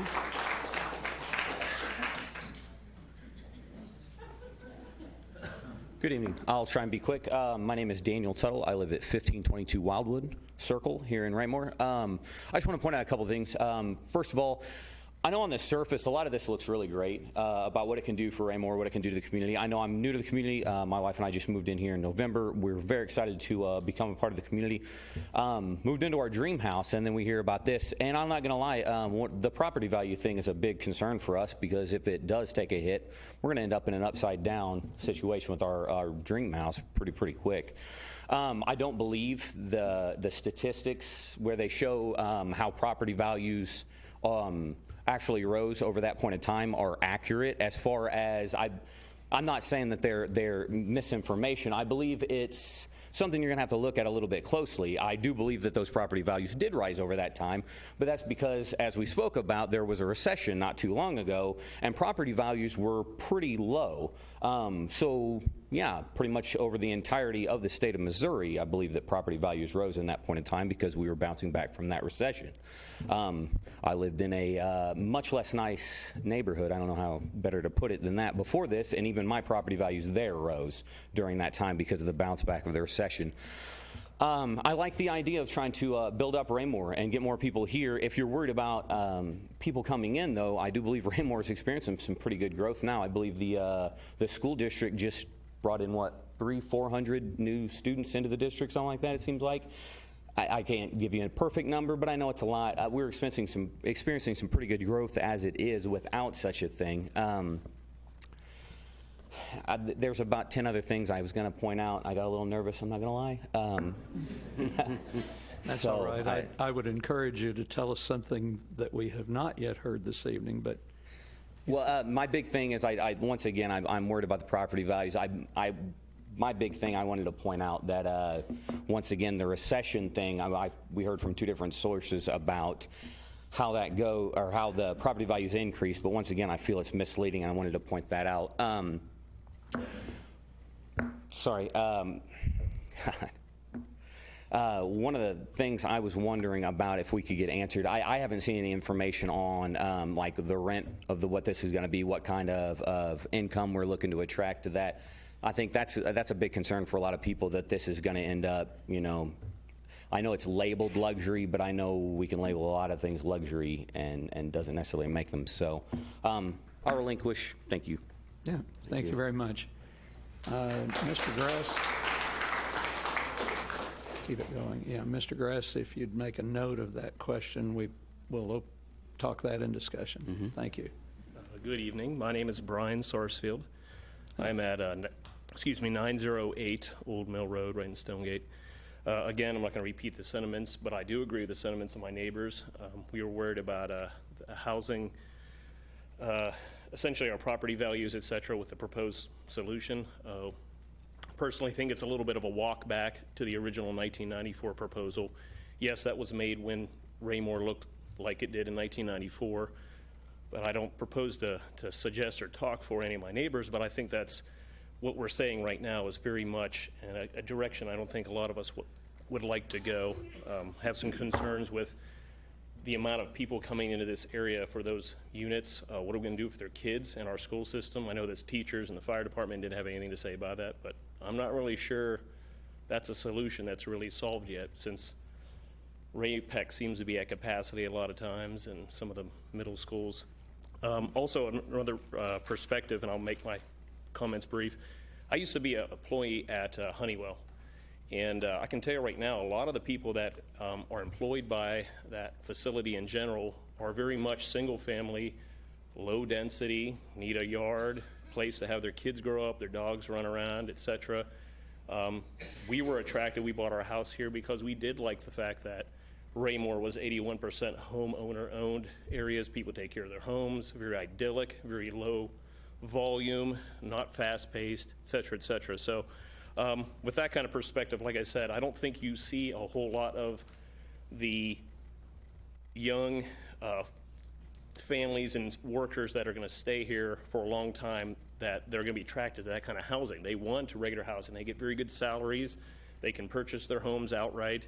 They're starting families, and they want to invest in their properties too. They're not just going to like, hey, I'm going to pay somebody else's mortgage for so many years, and then, if I'm getting out of here, I've lost all that money. So, I mean, yeah, we do get some movement through the plant and stuff in general for the young folks, but usually that's way out of the area, out of the state. But most of the folks that stay here for those jobs, we're looking to be permanent, and we're looking for homes, and that's what we were coming into the area for. So, seems a little bit in the direction that isn't living up to why we wanted to live here to begin with. So, as far as low density, single family, homeowner-owned housing. So, okay, I'm done. So, thank you very much. Thank you, Mr. Sarsfield. Okay. By the way, to the public, I'm permitting the applause with a little bit of cringing here. Please, I don't want to hear any negative, and if you'll hold the applause down, I think the commission would appreciate that. My name is Keith Nutt. I live at 1517 Haystack Road in Stonegate. You were asking for things that haven't been brought up to this point. If you look around in this room, you'll see that probably 99% of the people here are over the age of 30. Raymore is a bedroom community. There is no one under the age of 30 in here asking for this development. The one thing that they didn't bring up is the water runoff issue. There's a creek that runs all the way down through Eagle Glen, under Lucy Webb, right down into Stonegate, and goes under North Cass. Every time it rains, that floods. You've got agricultural ground there now that helps absorb that runoff. They're proposing 3 ponds, which they didn't mention. I didn't bring a lawyer to have anybody do my talking for me, as retention ponds. Retention ponds are all good and well, but if the water backs up into the retention pond or the creek force is greater than what the retention pond can let out, then you've got flooding in your new subdivision. Right now, the yards on the backside of Stonegate that border the walking trails, which is the public green space, as they call it, flood every time. The walking trails become solid mud. The city has to go out there and take care of it. Right now, there's a petition going around through the city of Raymore, which hopefully does some good for you folks. We've got close to 1,000 signatures right now. It has to be turned in by this Friday, we're aware of. There will be more signatures collected before then. So we are asking that you think very hard on this situation. The rental property that is in Raymore right now is at nowhere near full capacity. If you go and throw 208 homes on 25 acres, if every home has 1 grade school child, that's all going to go into the Stonegate Elementary School, which is overcrowded right now. To take care of that problem, they're going to have to bus. So now you're putting kids on buses and busing them clear out of their neighborhoods to go to school. Their demographic, as they talked at the last meeting when they proposed this, and they showed it on their screen, was Cerner and Honeywell. The millennials is what they said at the last meeting is what they're going after. There's not a millennial in this room right now. All the millennials want the district downtown. That's why they're building lofts down there and they're selling. They want to be where the action is. There is no nightlife action in Raymore, and that's what us as citizens, Okay. that's what us and citizens of Raymore like about Raymore. You can look at some of your townhomes that were already built. Skyview was mentioned. I don't know how old Skyview is. It may be 30 years, but look at how well that's maintained over there. It looks like a demolition derby on those houses over there. I've talked to a lot of Creekmore residents. They just love the townhomes as you enter their beautiful subdivision that you have to drive through with the 40,000 cars that sit out there all night long, with the police presence that practically every day you drive by there and there's a police officer sitting in that area. Crime has definitely gone up in that area. I'm sure I've hit my 5 minutes. I'm very against it, and the petition signatures will prove that. Thank you very much. Thank you. Okay.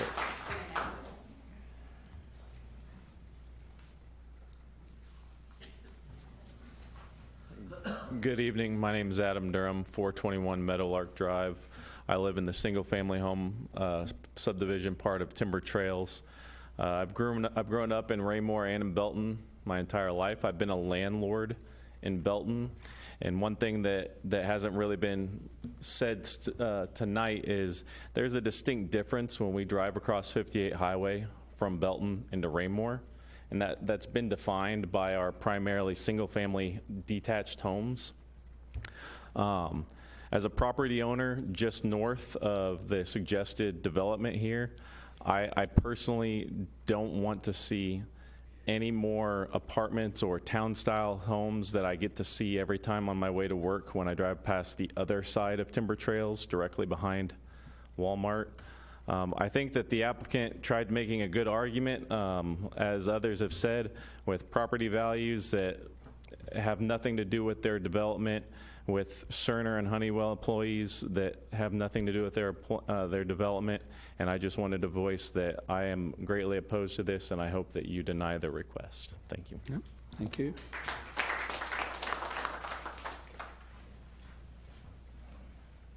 I'm sure I'll be super brief because I'm super nervous. It's all right. We do My need name's you to- Kim Hanner, Hanner, and I live at 920 Old Mill Road.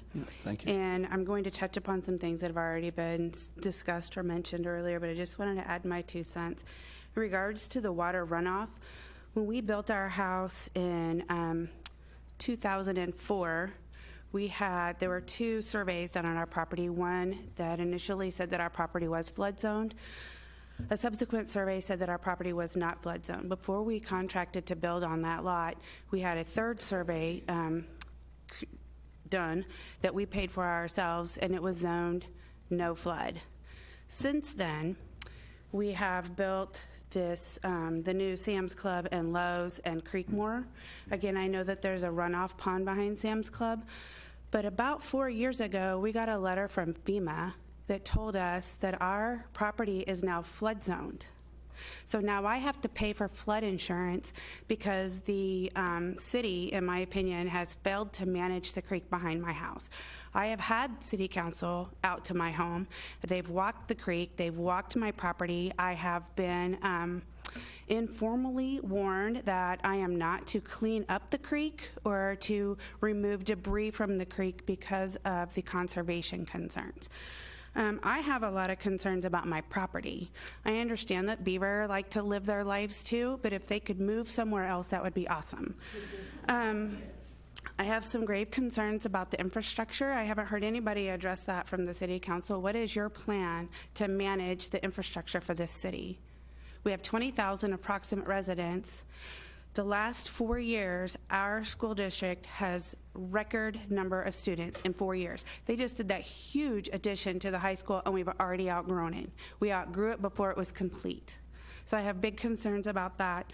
And just in general, our infrastructure, I think that Mayor Turnbow touched upon that a little bit with our city provided services, fire, police, ambulance, and rescue, things of that nature.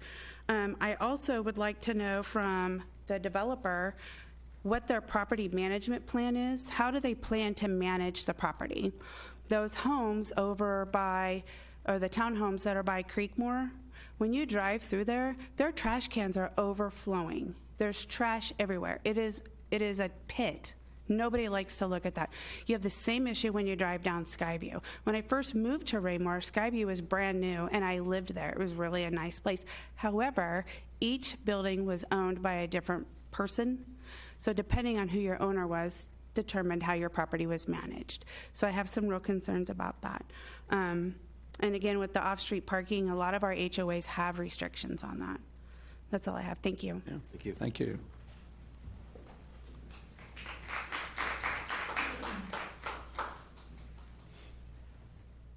Good evening. My name is Joe Sarsfield. I do live in Raymore, and I don't live anywhere near the development.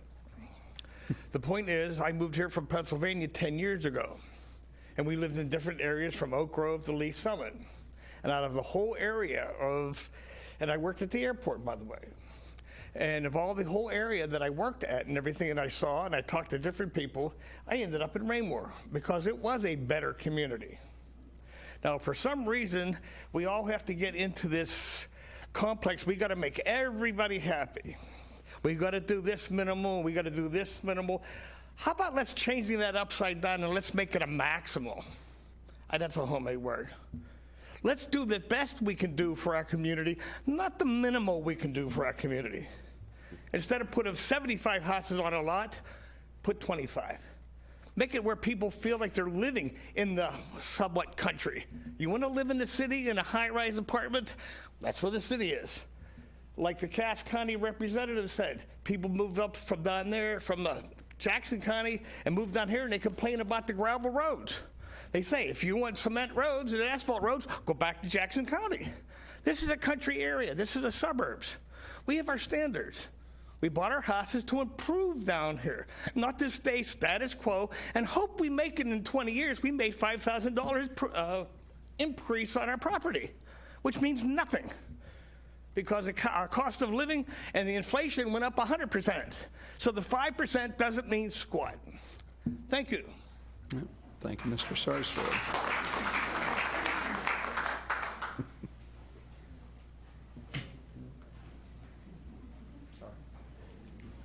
Good evening. I'll pull my britches up. My name is Steve Morrison, and I live within a stone's throw of the development, 822 Blue Grandma Court. I don't have anything against growth. I don't have anything against multifamily units, as long as they're not rentals. Like been pointed out, there's going to be a lot of problems. What happens if Mr. Lovelace and his company decide they want to make a big profit, sell the property, and move on? The new landlord lives in New York City, doesn't care a squat about flyover country, and lets it go. The grass doesn't get mowed, the trash doesn't get picked up, the buildings don't get repaired. And I know we've all heard the horror stories, what's going on in Kansas City, Missouri. I don't want to see stuff like that happen here. I just bought a brand new house.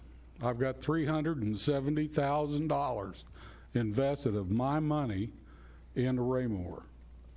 I've lived here now for almost 20 years. I want to stay here. Water. The water runoff in the Meadowwood is awful. When it rains heavy, you can't get to the meadows or Meadowwood because Dean is flooded. There's police cars sitting in front of the two storm drains stopping traffic, because if you drive through it, you could end up in as much as 3 feet of water, and that will float your car. So I don't like that. I spent 6 years as a school bus driver in a Ray-Pec school district. Now, I don't know how many of you have drove a school bus, but they're a little bit longer than most cars. They weigh 28,000 pounds, they're 11 and a half feet tall and 56 feet long.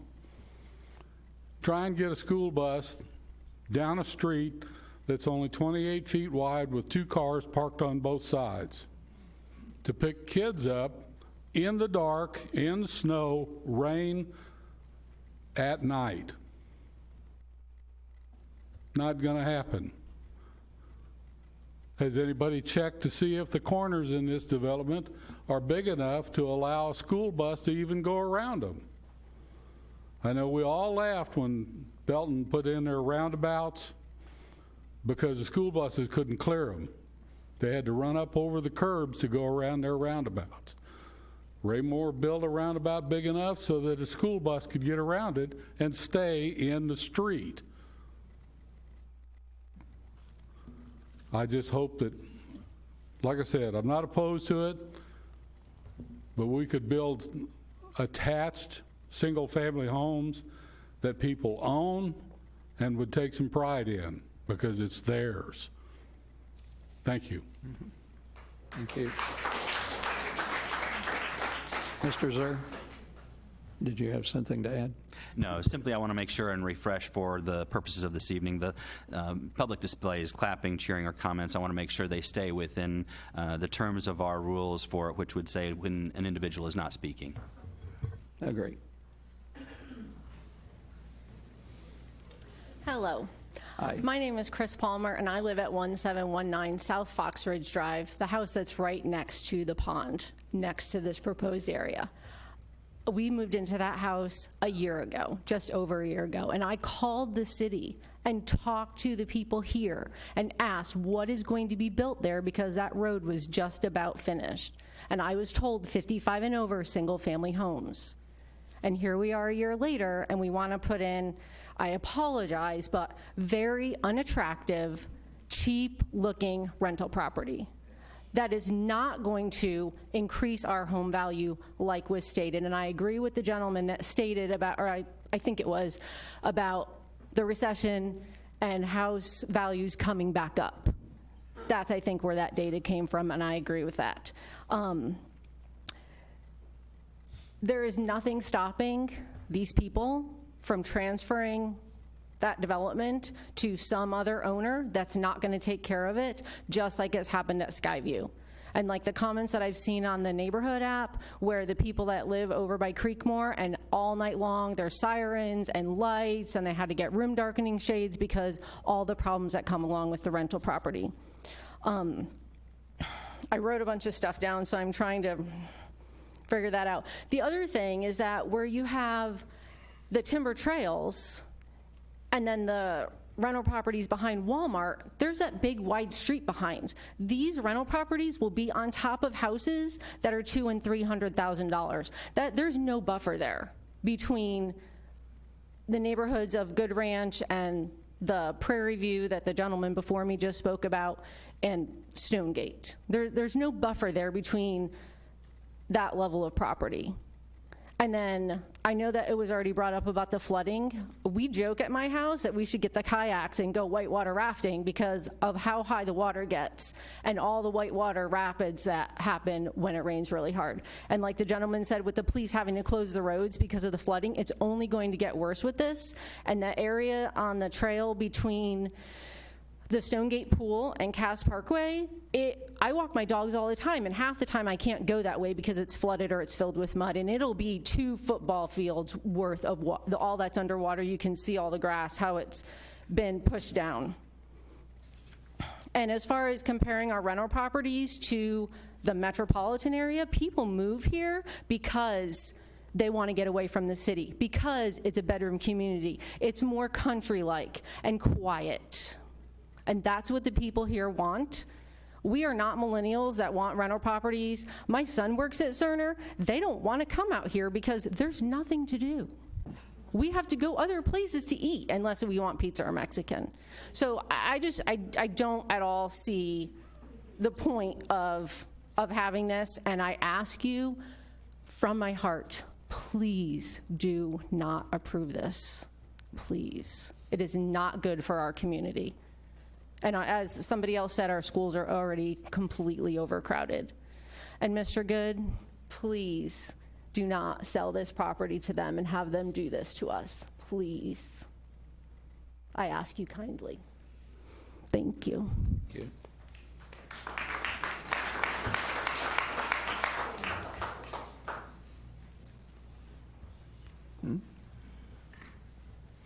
My name is Steve Copenaver, 712 South Fox Ridge Drive. I'm coming to you with a public service background as well, similar to Mr. Mayor. Renters use more city services than any other demographic. It's statistically proven across the board, while also contributing the least amount. And there's no judgment there. It's just statistically speaking, it's going to put more strain on our services, and there's no need for that. The city, at the same time, is telling us that we are the fastest growing community. Our schools are having record enrollment, and at the same time, you're telling us that we don't have enough roofs and houses for commercial development. That's just simply not the case. Any business that would look at financials of Raymore and Belton, Raymore makes much more sense to start a business here. However, Belton gives out TIFs for every single new business, and that's the reason the development is happening over there and not here. It has nothing to do with the rooftops. The median income here is higher. Everything here is higher. It makes much more sense to build businesses here. The bottom line is it's the TIFs. There's no need to force development in the fastest growing community in the state. This was slated for 60 single family for a reason. The land survey, all of that took into account the waste and everything, the water runoff. 60 single family was what this was surveyed and deemed appropriate. I hope the commission says thank you, sir, but no thanks. That's what we'd like to leave it. Thank you. Mm-hmm. Thank you.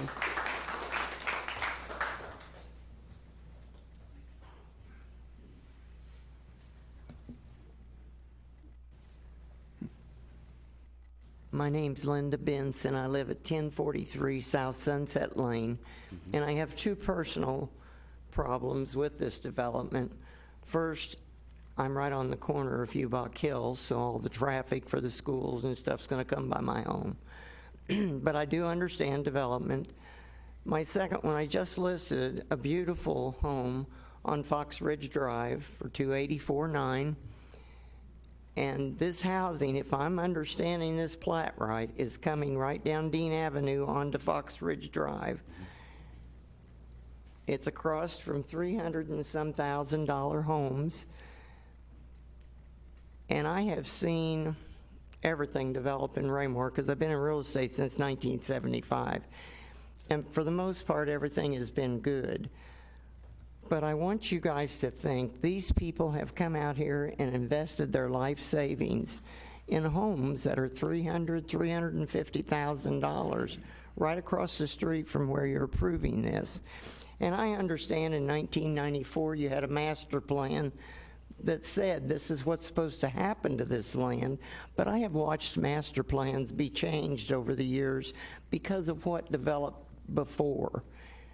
And when this was allowed to have $300,000 and some $1,000 homes right across the street from where they're proposing this, and I don't care if it was $180,000, $150,000 homes, those people put their money in that property not knowing, and you've used north of Eagle Glen, you know, those apartments. We all knew there were going to be apartments there when we sold houses in Eagle Glen.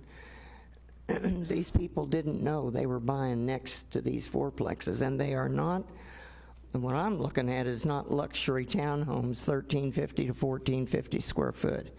That's minimum rental housing. And Skyview, when it went in, it was a nightmare trying to sell property any place close to that. And that has become the biggest Section 8 area in our community. And that's probably what's going to happen down in this area. So just think real hard before, if you're going to approve this. I understand the goods are having trouble getting the money out of single-family lots to get their costs back. I understand that. But you've got to have a buffer between these $300,000 house and then go into this huge multifamily project. I mean, you've got to give buffers to people that are already here. They came first. And I just hope you consider that before you approve this whole plat the way it's laid out. And I agree with everybody that's said about the streets. That is not going to work, 28-foot streets and allowing parking on the streets. And 47 parking spots in addition to their driveways isn't very many. And I'm also concerned about the water runoff because I know what that creek does now. And if you start backing more water up there, it's going to create a lot more water problems. So there's a lot of things to consider before you just flat approve this. Thank you. Mm-hmm. Thank you.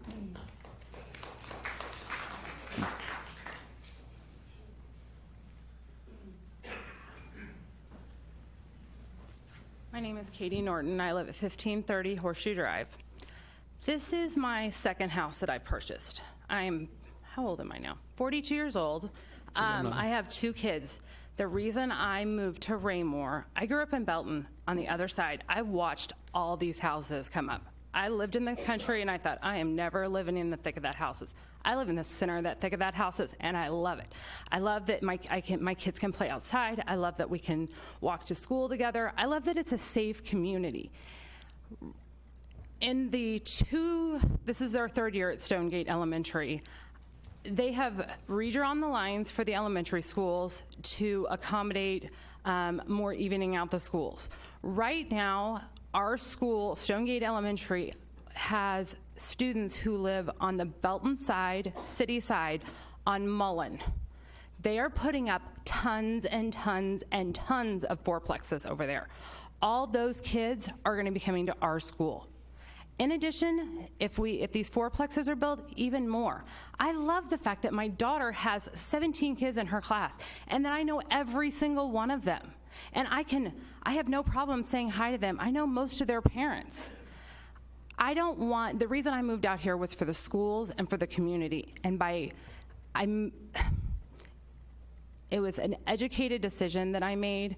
I don't want to regret that decision. We've been here 10 years. I didn't buy my first house in Raymore because, let's be honest, 25 years ago, I was like 18. There's no way I wanted to move to boring old Raymore. I wanted to get the heck out of Belton. I work downtown. Yeah, come to the Crossroads. Come downtown to the Loft. That's where all the millennials who I work with, that's where they're living. Or they're in Overland Park where there's movie theaters everywhere and restaurants and entertainment. They don't want to come to Raymore. You wait till you get a little bit more mature, you have kids, and you're thinking about someone other than yourself. That's when you worry about really where you want to live. and that's why we chose this. So thank you for your time. I appreciate it. Have a great evening. Thank you.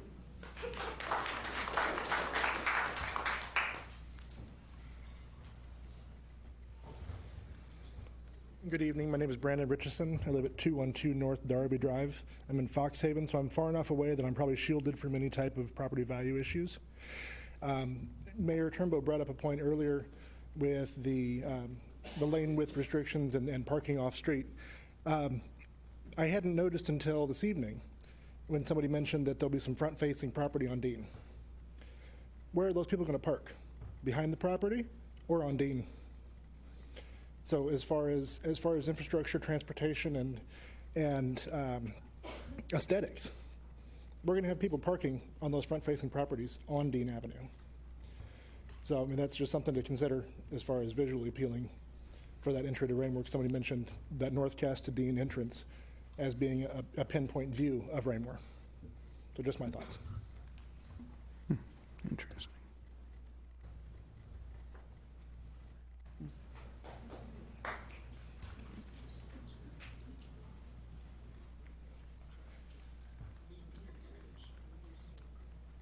My name is Martha Hurst.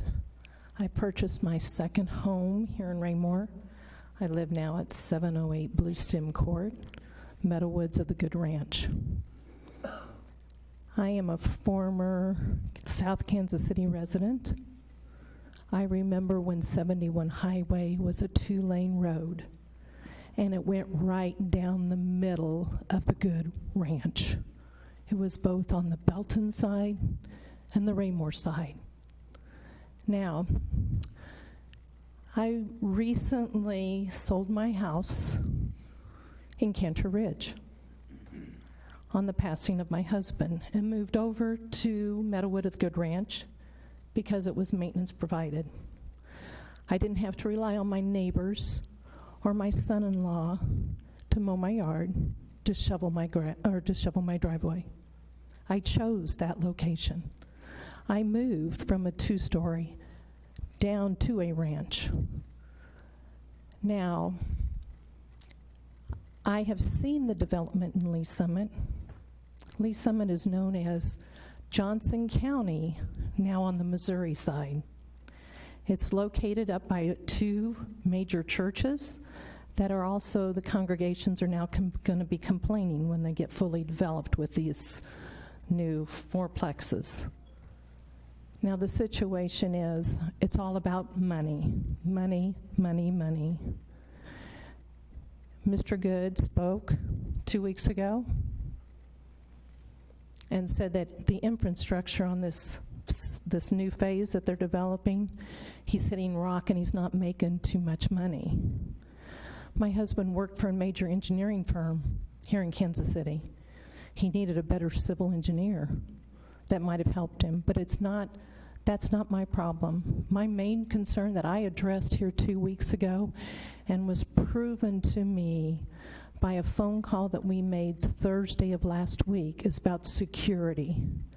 When I moved here in 1996, it was because I lived in Grandview and our house was burglarized in broad daylight once and a second attempt. When I moved down here in 96, I insisted that I have an alarm system put in.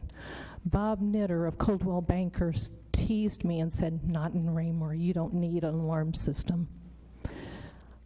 Last Thursday, I called the Raymore Police Department because I just lost my daughter and I had a funeral on Friday and asked if they could patrol Dean Avenue and the area I live in for my peace of mind. And they said, if we have availability. That's our security, if they have availability. I also then went to the fire department Friday evening to donate leftover food. The fire department, all the trucks were there, the ambulance was there. I knocked on every window to donate food from the celebration of life that we had. There's not a doorbell on the fire department. How do people, if you have a baby that you want to leave at a safe place, how would they be able to do that in Raymore? Those are my concerns. I hope, my prayer is that the council will reconsider and make this either another retirement with people buying, not renting. And think about what this is, a bedroom community. Also, just for Cerner, my son-in-law works for Cerner. He lives 10 minutes from the airport because Cerner employees travel a lot. They're not going to want to drive from Raymore every week to the airport. Thank you. Thank you.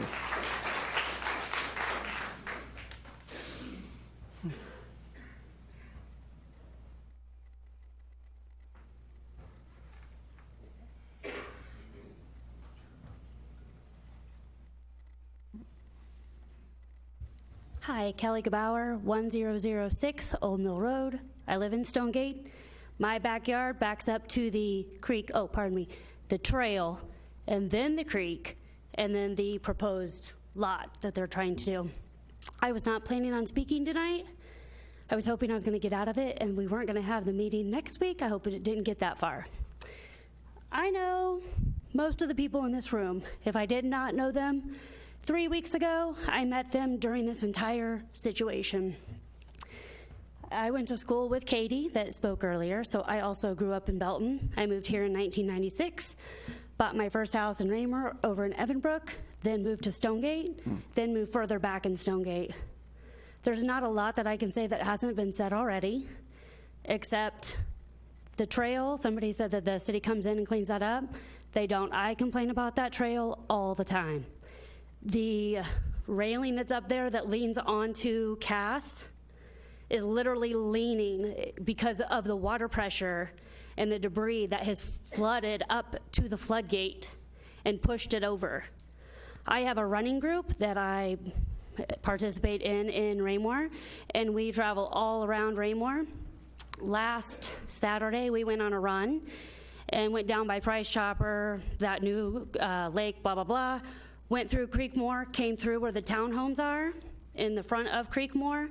We literally had to zigzag. Not only were the trash cans overflowing like Kim mentioned, half of the trash cans were literally on the sidewalk. Not in front of their building, not in their parking spaces, on the city sidewalk. We could not even hardly run on the city sidewalk. And that is a consistent problem in that area. Every time I run by, there's cops sitting there. There's constant complaints. I have a friend that lives over there. She does not let her kids go outside and play because of the crime in that area. If you guys are on social media, I highly encourage you guys read all of the comments that the citizens of Raymore are posting, because you're going to get a very clear view that we do not want this fourplex. Thank you. Yep. Thank you.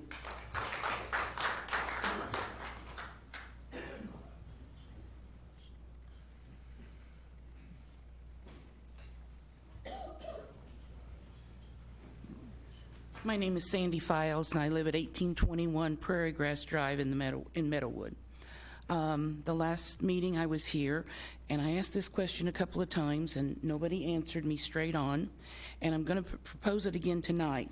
But as I sat here tonight and I listened to all of the negatives if this is put into our area, what can be told to me and the community? How is this going to better or benefit Raymore, Missouri?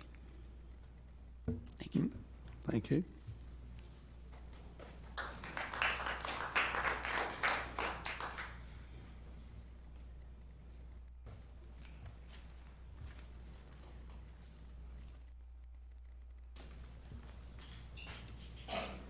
My name's Chelsea Hunziker. I live at 1002 Old Mill, so my property also backs up to the creek, backs up to this proposed development. I guess what I want to say is I work in market research, and I would agree with everyone else's comments that I have a very hard time believing that millennial and Gen Z consumers and young professionals are going to flock to Raymore to rent these rental units. I would also have a hard time believing that baby boomers who are looking to downsize are going to flock to this multi-level, lovely structure, right, that is not a quiet, beautiful place for them to retire and downsize to. So my question for the developer is, if you build all of these units, what happens when you can't rent them for $1,400 a month? Do we then end up with low-income housing in our backyard? Even if it's not low-income housing, I have so many concerns about the schools and what that will do to my children, to Stonegate Elementary. I have concerns, obviously, about my property value. You cannot tell me that building this in our backyard is not going to cause noise, traffic issues. I'm glad that Dean Avenue is going to look beautiful from the front, but who gets to look at the crap in the back, the dumpsters and the overflow parking? All of that's going to be right in my backyard, in my wonderful view.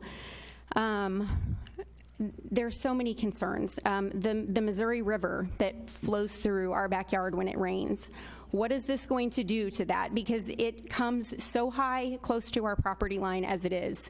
And you can't tell me that taking away the farmland that's absorbing that today and putting this concrete structure back there is going to do anything to improve that situation that no one is addressing today.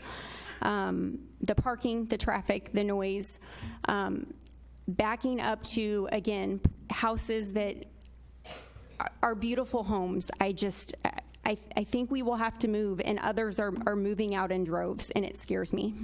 I don't want to move. I love our home, and this is very, very upsetting. So I ask you to just please consider the impact. It's great that Raymore wants to grow. There is so much green space around Raymore that you could put this property where it is not right smack dab next to a nice community. I don't understand why there aren't other alternatives in terms of where this kind of multifamily housing could go. And there's lots of it in Belton, but if we need it in Raymore, then there's lots of options besides right here. Thank you.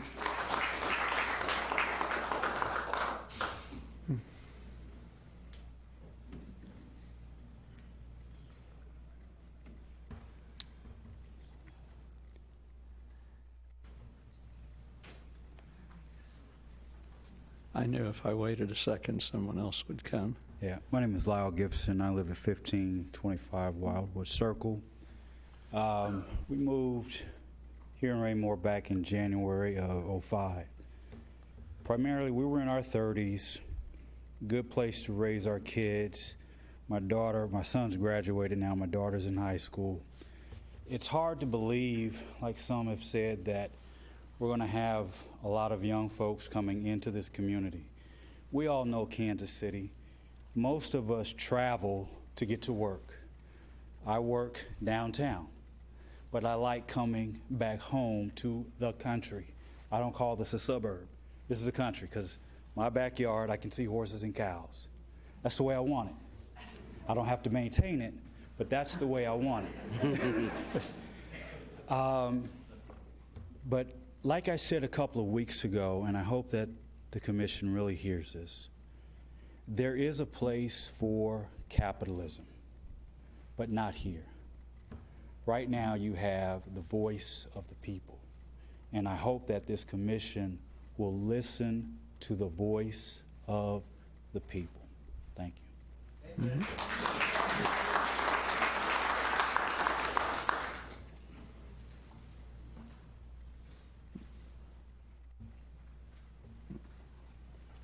Hi, good evening. Hi. My name is Jan Thomas, and I live in Wood Creek on Moss Creek Drive. And my very first home was on 1304 Lucy Webb. And the Owen Good Ranch was across the street, and we had horses across the street. I'm dating myself, that was 1980 or something. And my kids went to the only grade school in town, which was the old grade school. So that was quite a long time ago, and there's been a lot of progress. There's no more horses across the street, and my kids used to feed them through the barbed wire fence across that gravel road. And so that was quite pleasant, but things changed and they built houses, and now I live in part of that pasture. So if that's progress, I now live in there. But for many years I worked up off 63rd Street, and every day I drove the 71 corridor. I went through the Grandview Triangle Exchange. Oh, that was fun. And I have sat in some gridlock, and you know what I'm talking about if you've ever had to drive that every day. If you add 800, and I know you can't control MoDOT, you add 800 more cars, inclement weather, why would anybody move out here to sit in that and try to get up to a workplace anywhere in a length of time? Now add an ambulance trying to get to a hospital. 71 is just 2 lanes all the way up. And people coming home would like to get home at some point of the evening. But when you start adding more and more and more, and 71 is the only artery in and out of here, basically, unless you scoot down Kelly, go over to 150, go up the Grandview Road. You know, I mean, there's some cheats, but not too many. And I'm thinking, do you think about the citizens that are already here and what again, this is going to impose? And again, it might be a life-saving situation. How's you're adding all this traffic? People, and no disrespect, I really don't know that Cerner's burning a hole to get down here. But if they were, and these apartments were full, what would that do to the traffic on 71? How do people get in and out?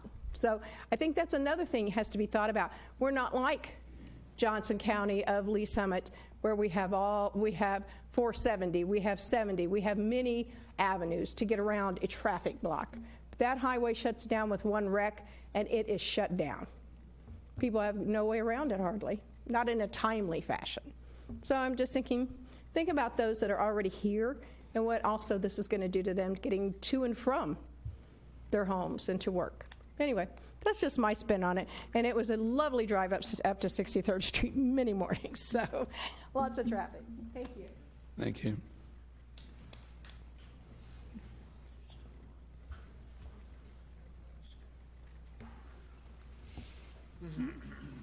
Good evening. My name's Kathy Eaton.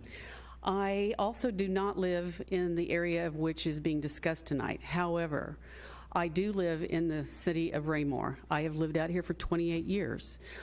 Back in 2011, my husband and I had purchased a home over in Creekmore. Well, actually, before he died in 2011, so we were there for 4 years prior to his death. With that said, again, one of the ladies that was up here earlier was talking about purchasing a home for we purchased our home for $320,000. Right after he died, 2008 is when the housing industry tanked. When I sold, and I was forced to sell because I couldn't afford a house by myself after my husband passed away, I lost almost $80,000 because I could not sell my house for what it was worth when I purchased it.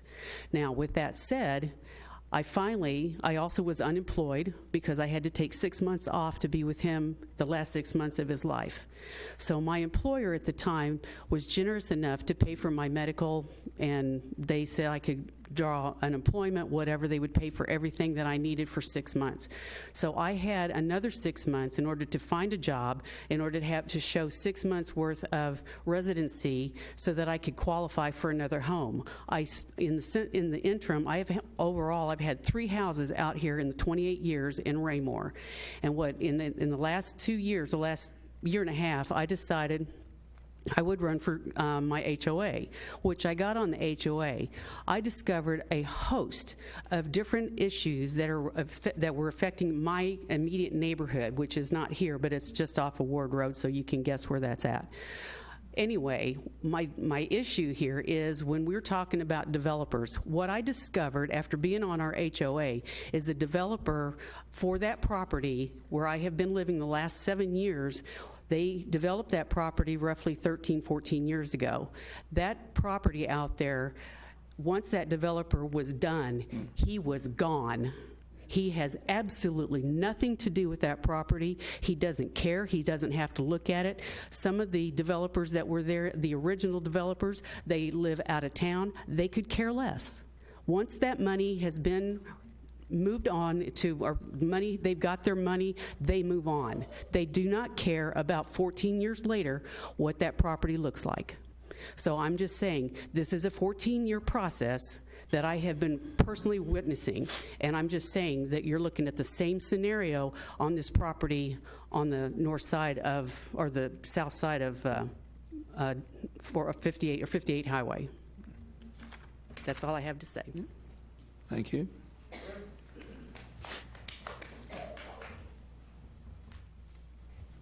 Hi. Aye. I have three things.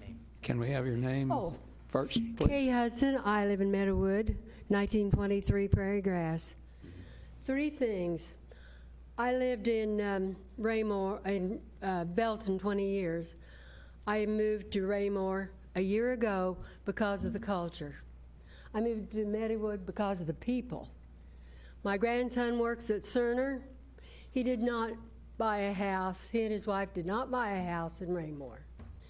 If you are on the highway, 150 highway, when Honeywell gets off work, it is packed cars going to Lee Summit or packed going to Overland Park. That's all. I am against the I kind of figured that. Thank you.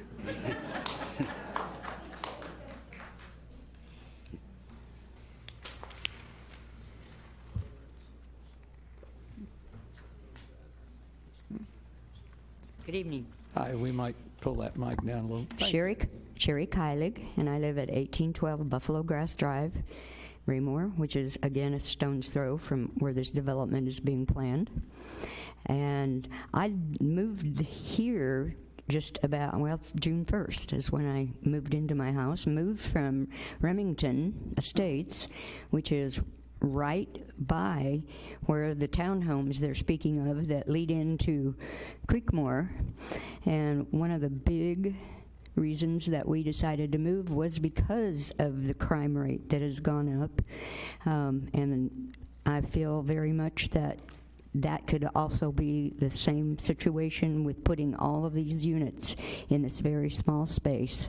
So I would ask you to please consider turning this down for rezoning. Thank you. Yeah, thank you.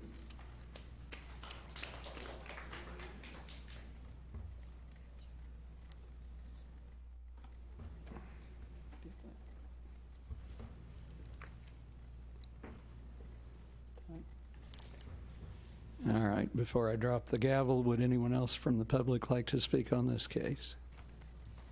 And seeing no one, I'll close the public hearing on case, I've lost track of what it is, sorry. 19019, venue of the Good Ranch Planned Unit Development Rezoning and Preliminary Development Plan. Mr. Grass, Mr. Cataret, I would offer you an opportunity if you'd like. There were quite a few questions raised through the public hearing, and I appreciate that we didn't stop to answer those at the particular time.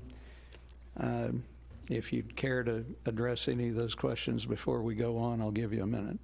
Thank you, Mr. Chair. Before I would like the opportunity to address some of the concerns, but before I take the opportunity to, I would like to let the applicant have the opportunity to address some of the questions and concerns first.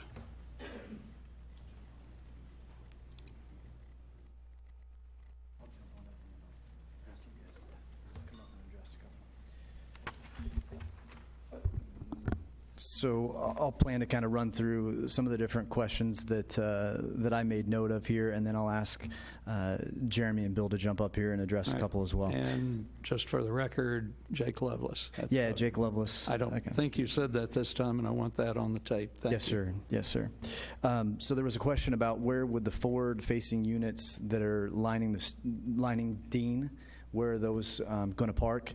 And the answer is that they're forward-facing units so that you don't see the garage as you're driving along Dean, but there are garage units that are around the back side. So there's still garage and driveway access back there, the same as all the other units that we have. To kind of touch on some more comments about that as far as why those forward-facing units, it was actually a request of the staff to have product that was out there that didn't show garages on the front as it faced Dean.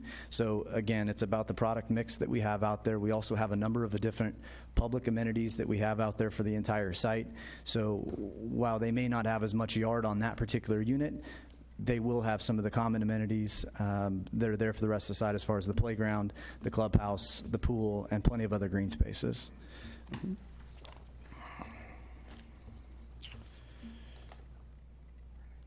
So I had another comment about a question on property management. So our plan we will absolutely have on-site property management there that's to help out with the leasing and any different tenant concerns that we have there.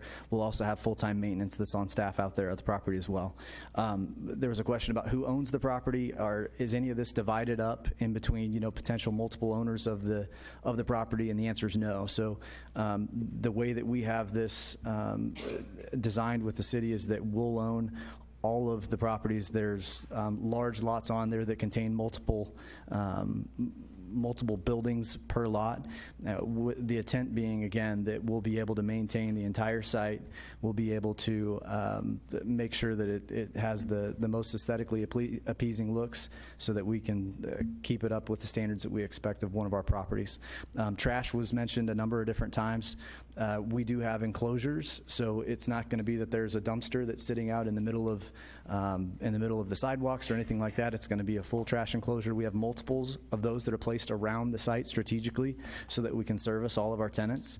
Whereas with other sites, you actually have trash units that are sitting, you know, sitting outside the garages or in the front yard, any of those different things. That won't be the case here because we won't have any trash receptacles. It'll actually be that people take their trash or we pick up the trash and we load it into those dumpsters that we have, again, placed around the site.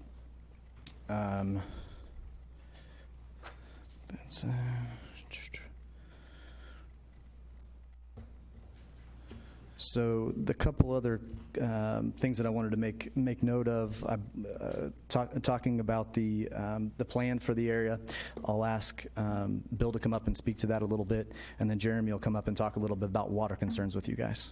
Yeah. Thank you. Thank you.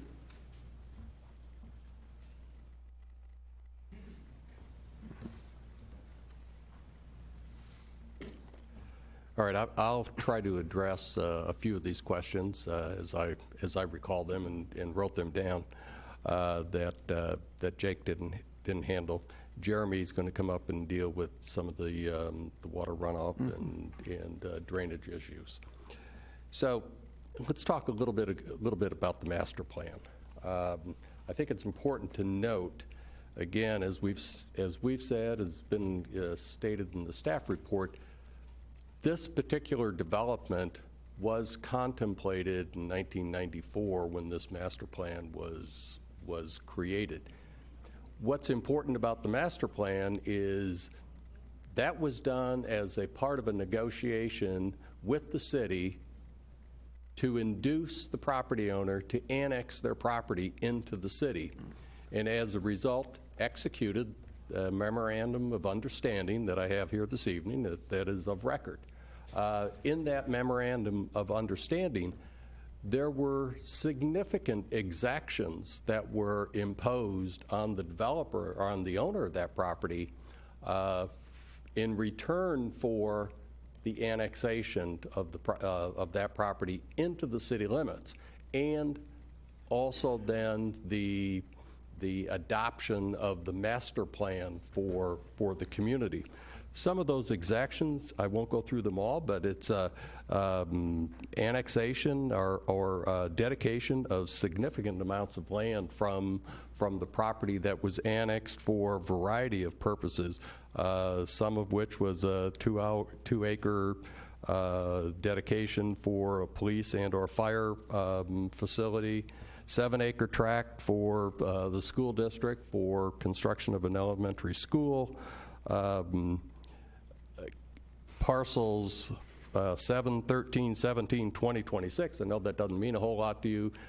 Sitting here, you don't have that in front of you, but those were dedicated to the city, consisting of over 300 acres. That was then turned into parks, trails, and other open space. In addition, there were other parcels that were dedicated to the city for a variety of governmental uses. So in return, the city agreed to annex the property into the city and agreed that the master plan that we are speaking of this evening would be adopted and followed. And it would have been a requirement by the city that the owner of that property had to follow that master plan also. This this plan is of record. I mean, I've heard a lot of people talk about, you know, why here? Why is this type of development going here? And you know, I feel sorry that somebody didn't tell them, well, it's part of a master plan community where there was identified 25 acres that was going to be, that was supposed to be used for attached single-family housing. It's there, it's part of the plan of record.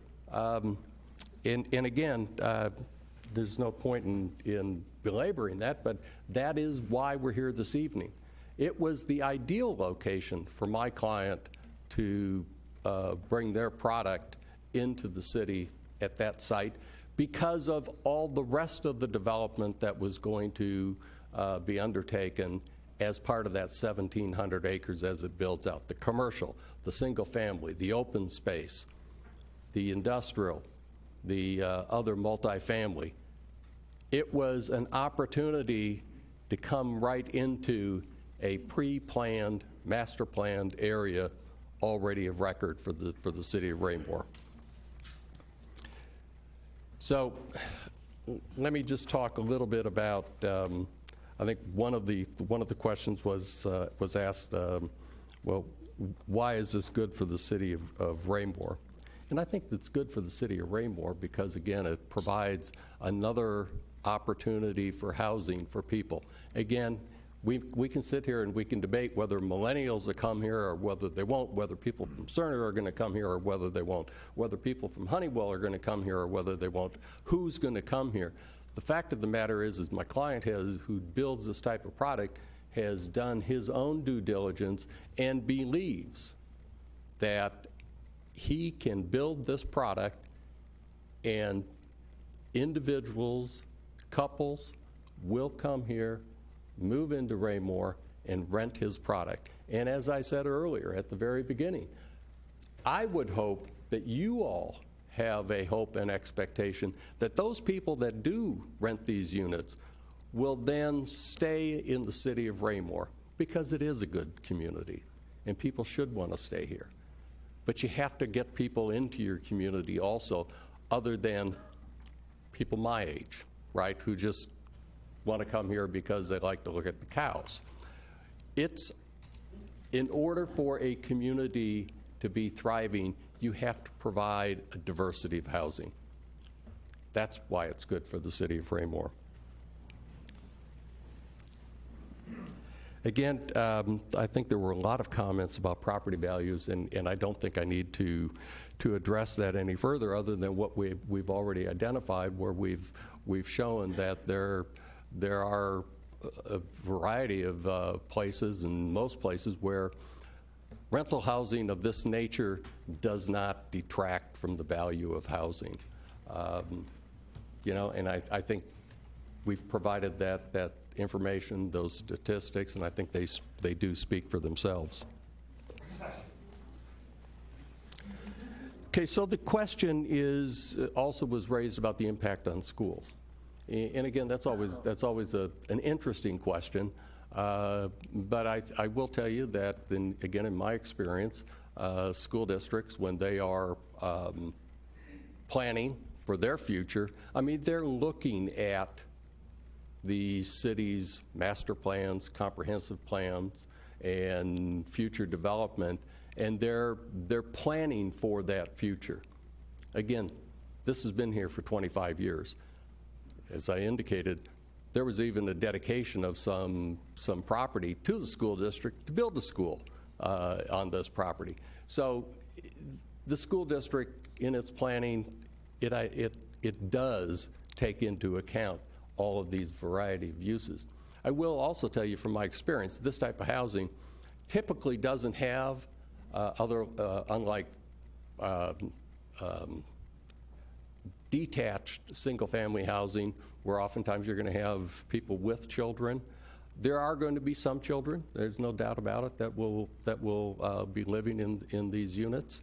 Again, I think the expectation is, if it's typical for rental housing of this nature, of this level of value, what you'll see is the people that are living there with the children might be even preschool age, and when they're getting into school age, that's when they're moving, right? That's when they're looking to build or to buy their first home. So that's not to say that there aren't going to be children here of school age. I mean, I'm not saying that. I'm just saying that typically that's not the market for this kind of housing. I think Jeremy's going to cover all of the water issues. And I think I may have covered everything else that I may note of. If not, please ask. We'll do that. Thank you, Mr. Moore. Mr. Chair, if I could interject. Mr. Grass. Because some of the questions that were asked dealt with the current state of the flooding that takes place on this property.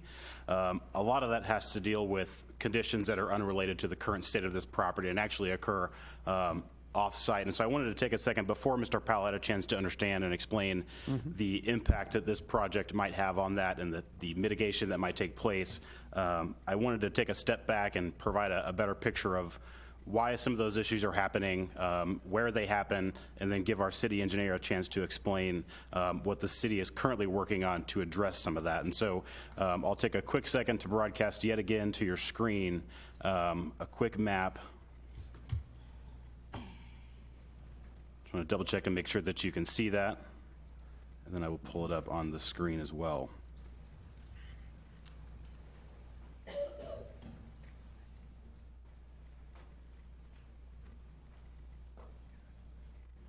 So before I turn it over to Mr. Rokos to better explain this, what you're looking at is the extents of the floodplain within the city of Raymore that has been designated by FEMA as some sort of floodplain area. And now that you understand what we're looking at, I actually will call on Mr. Rokos to explain why some of the flooding is occurring right now, why it's happening in the areas that it is happening, and some of the things that the city, our engineering department is working on to mitigate some of that and address some of those concerns. Mr. Rokos. Good evening.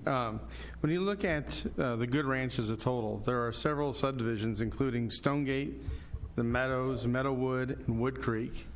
Each one of those subdivisions themselves has no stormwater detention. The design of those subdivisions was to use the creek as the stormwater detention. And in that area, you can notice, and many of the residents noted, when it rains, that area does have a lot of water that goes through it. The design of it, and which is allowed by code, is to allow the water to go into the creek and to gather in that area. So like the trail that's been mentioned, the trail is in the floodway. So it is by design supposed to be flooded. The water is supposed to go over the creek.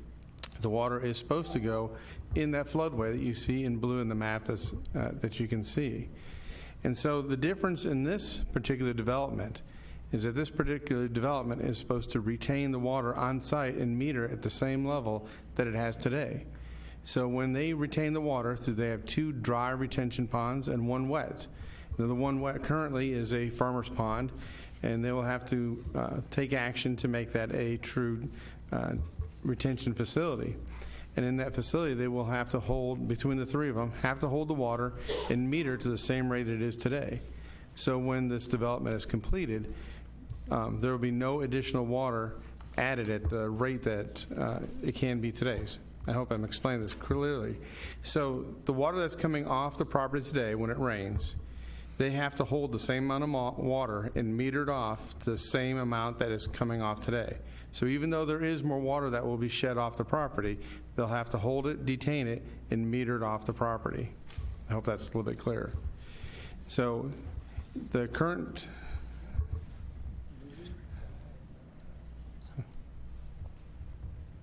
okay. So the current, so the flooding should, the water amount, the same amount of water should remain exactly as it is today. And the water that is out there today is there by design. Thank you, sir. Thank you, Mr. Rokos. At this point, I will give Mr. Powell an opportunity to explain what is being planned with this development that will address some of the flooding issues that were brought up. Good evening. My name is Jeremy Powell. I'm with Powell CWM, 3200 South State Route 291 in Independence, Missouri, and we are the designers on this project. Currently, we are proposing a 6.35 acres, or approximately 27% of the overall property, to be set aside for stormwater detention, which includes 2 dry detention basins and 1 wet.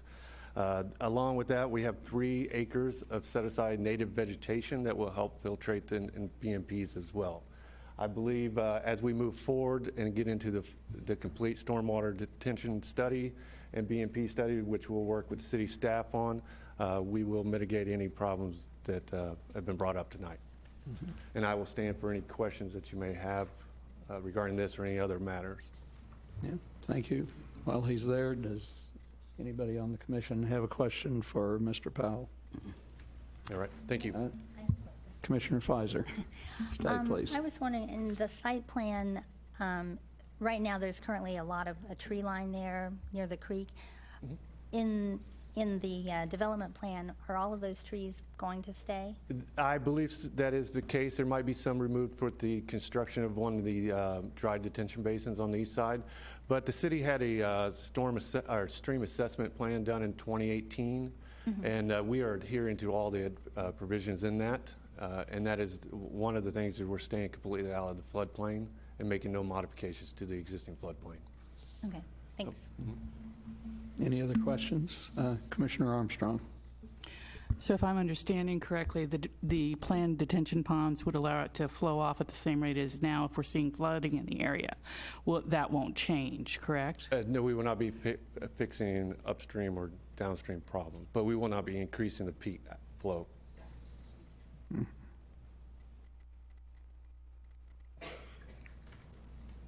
All right. Any other questions before we let Mr. Powell sit? Thank you. Thank you. Okay, Mr. Gress, I think tentatively we're kind of back to you. Did you have any more, anything else you wanted to respond to from the public hearing? Thank you, sir. I think a lot of the questions that I had written down have either been answered by the applicant or the engineer. The one thing I want to reiterate, some of the concerns that were repeated throughout this had to deal with the placement of trash receptacles and where those might interfere with the sidewalks or driveways of the public street, in addition to the parking of cars on the roadways that might interfere with the provision of emergency services, bus transportation for students. And in the early stages of this project, when we were thinking about things that we wanted to see in this project, both of those items were some of the very first things that we talked about with the applicant. And so we felt that those have been addressed through the provision of the individual solid waste receptacles, the trash corrals, if you will, as well as the off-street guest parking that the applicant has indicated that he would be even willing to increase should the demand be there for that. And so through that, and both of those items are also addressed through the MOU as well that will run concurrently with this property. The other item that came up was, what prevents the property owner from individually selling these units or a handful of these units at some later date? And the answer is the MOU. Within that, there are restrictions that prohibit the applicant or the property owner from individually selling those without the approval of the city. They would have to come back through to subdivide each one of those lots individually before they would be able to individually sell either a singular unit within a building or an entire building in and of itself. That request, again, would come right back to the Planning and Zoning Commission and have the final approval by the City Council as well.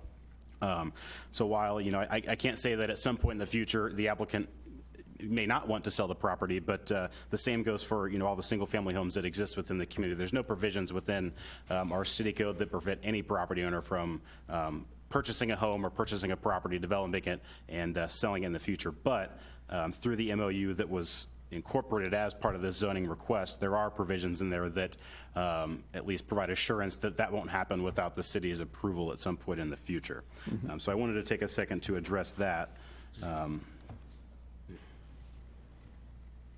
The other item had to deal with the requirements for the HOA or the applicant as far as how they maintain and how long they maintain some of those private amenities. We have included with the MOU a timeline as far as we've seen historically within the city that a subdivision comes in and certain amenities are proposed, but by the time the subdivision is completed, we're left with half of those amenities that were originally proposed. If you take a look at your MOU, you'll find a specific section that deals with the open space and amenities that are being proposed as part of this PUD zoning request, and that deals with the phasing of the property. So essentially, as certain lots develop and where those amenities are proposed in proximity to those, for example, separate from this, just a hypothetical example, when lots 1 through 5 develop, there's a certain threshold that certain amenities will have to be constructed as part of that phase. So by the end of the lifespan of this project, when it's fully developed, there is assurance within that agreement that all of those amenities that are being proposed as part of this development will be built and will be provided to the community as they are provided and designed in the preliminary plan that we're looking at here this evening. So I wanted to take a second and address that as well. Aside from that, unless any other staff members have anything to add, I think a lot of the things that I took note of during the public hearing, again, have either been addressed through myself, the applicant, or our city engineer. Certainly, if there's any other questions, I'm happy to answer them. Thank you. Yeah, sure. Thank you, Mr. Gress. Does Commission have any more questions for Mr. Gress at this time? Mr. Chair, I do. Mayor Turnbow. Yeah, David or Jim, either one of you, or even the applicant, possibly. Tonight, we've heard testimony from folks in the audience with regard to comparing this project to what's occurred on Skyview or what's over off of Granada and Fox Ridge. I'd like to get your idea of the differences, because you and I have spoke about the differences between these projects, not only the differences in our coding that we had in the late 1980s as opposed to what we have today with our Unified Development Code, the way those were developed and how they've moved away to individual ownership as opposed to PUD. Could you answer some of that for me? Absolutely. Or reiterate? Fantastic question, sir. So looking specifically, I'll start with the example of Skyview and how that project was initially developed and how it got to where it is today. As you're aware, those units were built well beyond, back in the 1980s, maybe even the late 70s, if you will.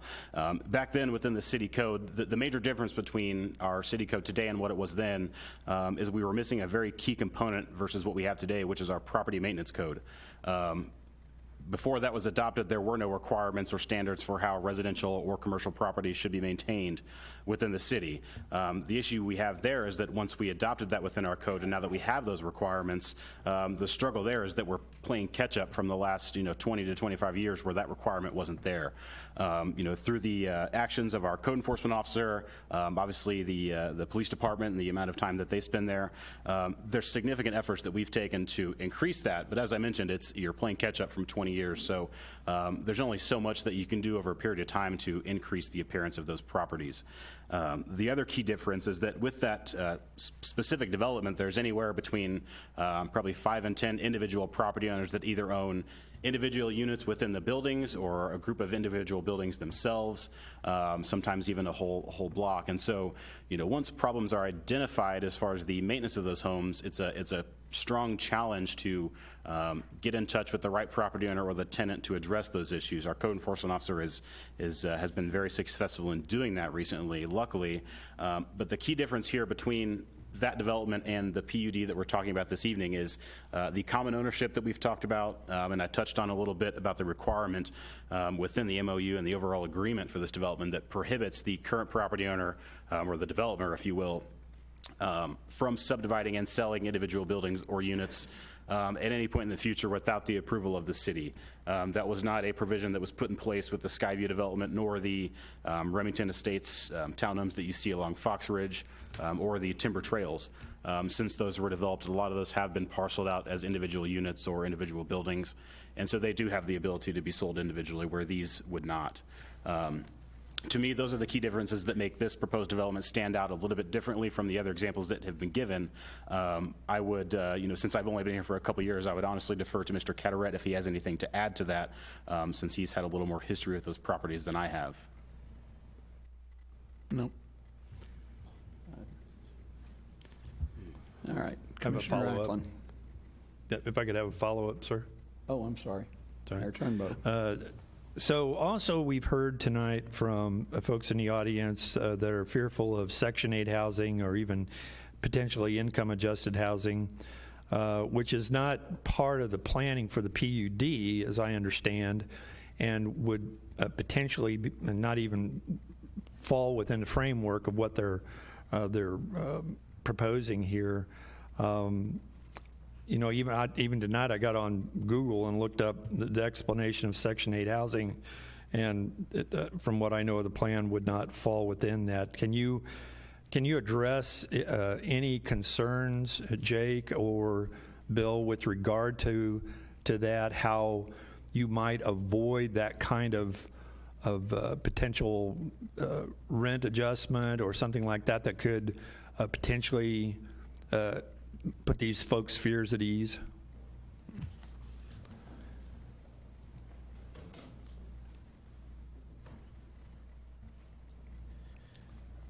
Jake Lovelace. So with regards to how this property is going to be priced, this is going to be 100% market rate. That's part of the reason why we're owning all of the lots, the entire development itself, not piecing and parceling off any of this. It's so that we can control the entire development and make sure that, again, it's as appealing as possible for any potential tenant, any potential home, that we can have there on our site.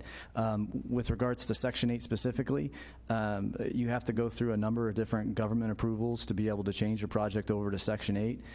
Typically, that's I've never taken part of a Section 8 project, quite honestly, because we're only interested in developing market rates similar to what we have down the road in Lee Summit.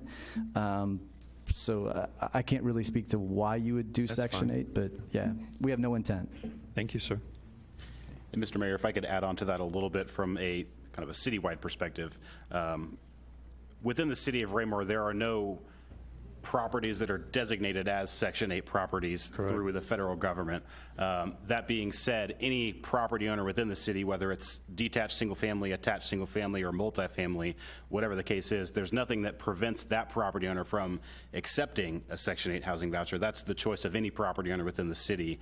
There's no specific correlation or tie to a property being multifamily or a rental property and that being associated as a Section 8 property. If that clarifies your question. Thank you. Yeah, no, I appreciate that explanation. Mr. Chair, can I ask a question?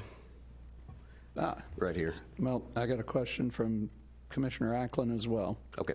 Can I go to him first? Perhaps you already addressed this, but what are some of the things that are, as far as the traffic on 58, that will help alleviate some of this? Great question, and because that is a question that relates specifically to engineering, I will take my best guess, but honestly, I will defer that question to Mr. Rocos with the engineering department. I'd ask you to clarify your question a little bit more as far as traffic on 58. Most of the residents who would use this location would be using the interchange at North Cass, and so exiting to and from the development would most likely be from North Cass to Route 49, I-49. Is there a question you have more specifically to Route 58? I've just had some people mention 58, so I just want to throw that out there and see how that would be alleviated if that was an issue. No, I don't believe there's any issues with Route 58. Most of the users will be going to and from work using North Cass interchange. Mr. Rocos, as a follow-up to that, tonight we've also heard a number thrown out of 800 cars, and that just simply seems a little ridiculous to think there's going to be 4 cars per household. So you've got potentially 400 residents of 204 units, 2 cars per resident potentially, so that narrows that down to about 400 cars. Intermittent dispersing of those cars to and from work at different times of the day or night or whatever is probably, from my perspective, when I've seen it and from a law enforcement perspective, I've not seen 400 cars added to 3 different avenues of escape here, if you want to call it that, to be a potential problem. Would you agree with that? That is correct. From the number of cars that should be there, And from what the traffic studies originally planned out for this area, the number of egresses is sufficient to handle the traffic that is at this development. Thank you.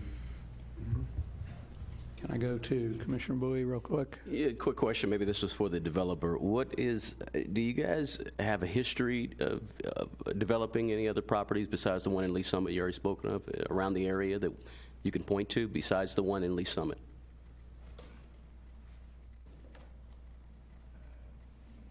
Jake Lovelace. So our company is newer as far as in the commercial realm of business.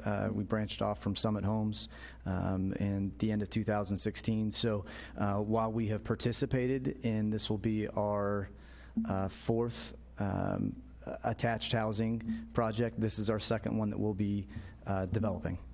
Okay. Thank you. Mr. Zur, you've been awfully patient.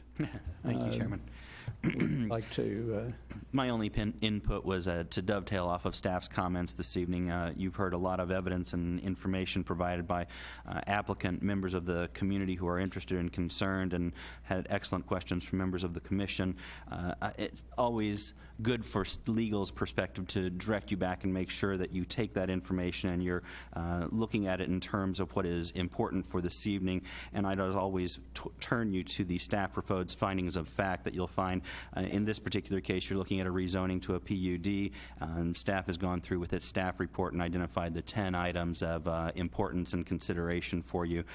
Some of the information you received this evening may not fit within those findings of fact. Some of that information may well. I'm happy to answer any questions you might have with regard to those findings of fact, but always interested in making sure that the Commission considers what's important for its view this evening for the rezoning. Thank you. Mr. Zur, while we're chatting, would this be a good time for you to discuss the required vote since we don't have all commissioners present? Sure. And part of this evening is part of the rules that have been adopted by the Planning and Zoning Commission and as part of the UDC. The requirements for your approval this evening to make a recommendation of any type would be a majority of the full commission. Now, that would be a majority of all of the commission members were they here this evening. We're missing 3 this evening, which means you're going to have a requirement of having at least 5 individuals vote in one form or another, one direction or another, with regard to this proposed application. So 5 in order to make a recommendation one way or the other for the council to consider. Thank you. Commissioner Armstrong. For Mr. Zur or Mr. Moore, my understanding is the property was annexed under the understanding that there would be developments allowing multi-family housing and single-family. If we don't approve this, are there legal implications given that prior understanding for the property that we should be aware of or mindful of?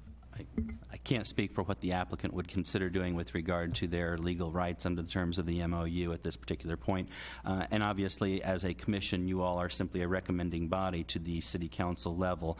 But there are certain undertakings that have been taken by all of the parties involved in that MOU in order to bring about this master plan development.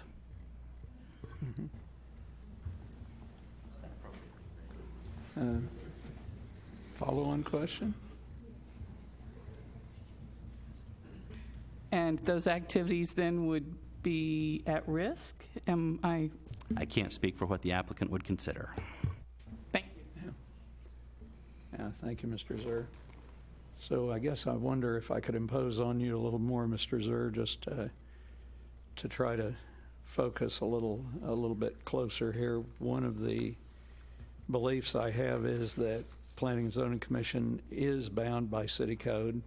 We have certain requirements. I know at least one of the speakers earlier talked about why don't we have maximum requirements instead of minimum requirements, and I did find that interesting, but the fact is that code has certain minimum requirements that have to be met. The commission certainly takes those into account. And by the same token, I think Mr. Grass' staff has lined out pretty clearly the requirements on a rezoning case, especially one involving a planned unit development, which is a little different because it goes a lot deeper into the preliminary plan. Usually we're considering zoning in terms of use. Here, we're considering zoning for the PUD with, I would say, a lot more detail. Would you agree? As not a member of the commission, I would simply say yes, there is, the PUD does allow for more detailed evaluation as part of the rezoning application. Well, let me ask it this way. Do you agree that city code has additional definition of a PUD and what is required of a PUD? Absolutely. Yeah, and in fact, fine. that is clearly outlined as far as what the proposed findings of fact and what the commission is to be considering this evening. And yes, first part of the commission's charge and job is to determine whether or not a proposed development meets and satisfies the requirements of the UDC as outlined. So that is one of the principal ones. It's not a question of maximal, it's a question of minimal. Thank you. And this is certainly not a simple case, but going back to staff proposed findings of fact, staff has laid out 10 proposed findings of fact that the commission can either agree or disagree with, but we need to base our recommendation and our findings of fact on fact. It's part of the word. Anything else to add, or was that? Okay. So I'm quickly looking back over staff proposed findings of fact just to see. I do have one question from staff proposed findings of fact number 7. And Mr. Grass, I think I'll point this at you, and you can bring in additional help as needed. So the final paragraph there, the existing stream corridor will be preserved, left as a natural barrier to mitigate any visual impact that may result from the proposed development. And the staff report provided us with, I think, a lot of good photographs, aerial maps. I used satellite view and looked at this proposed development in the adjacent neighborhood, and then I actually did a drive-through pretty much of all of the individual residential streets. So if you saw a strange car in your neighborhood, thank you for not calling the police on me. I did not get out and walk the trail. I could have done that, but what I see when I look at this neighborhood, one of the things that strikes me when I look at the proposed development, and I know, Mr. Grass, that you've noted it somewhere here in staff report, and unless you challenge me, I won't go dig it out again, but there's a considerable distance between existing houses and the proposed development, and there are trees both on the single-family side of the trail and also on the proposed development side. And I think that at least plays some part in my thinking. There is a significant buffer here.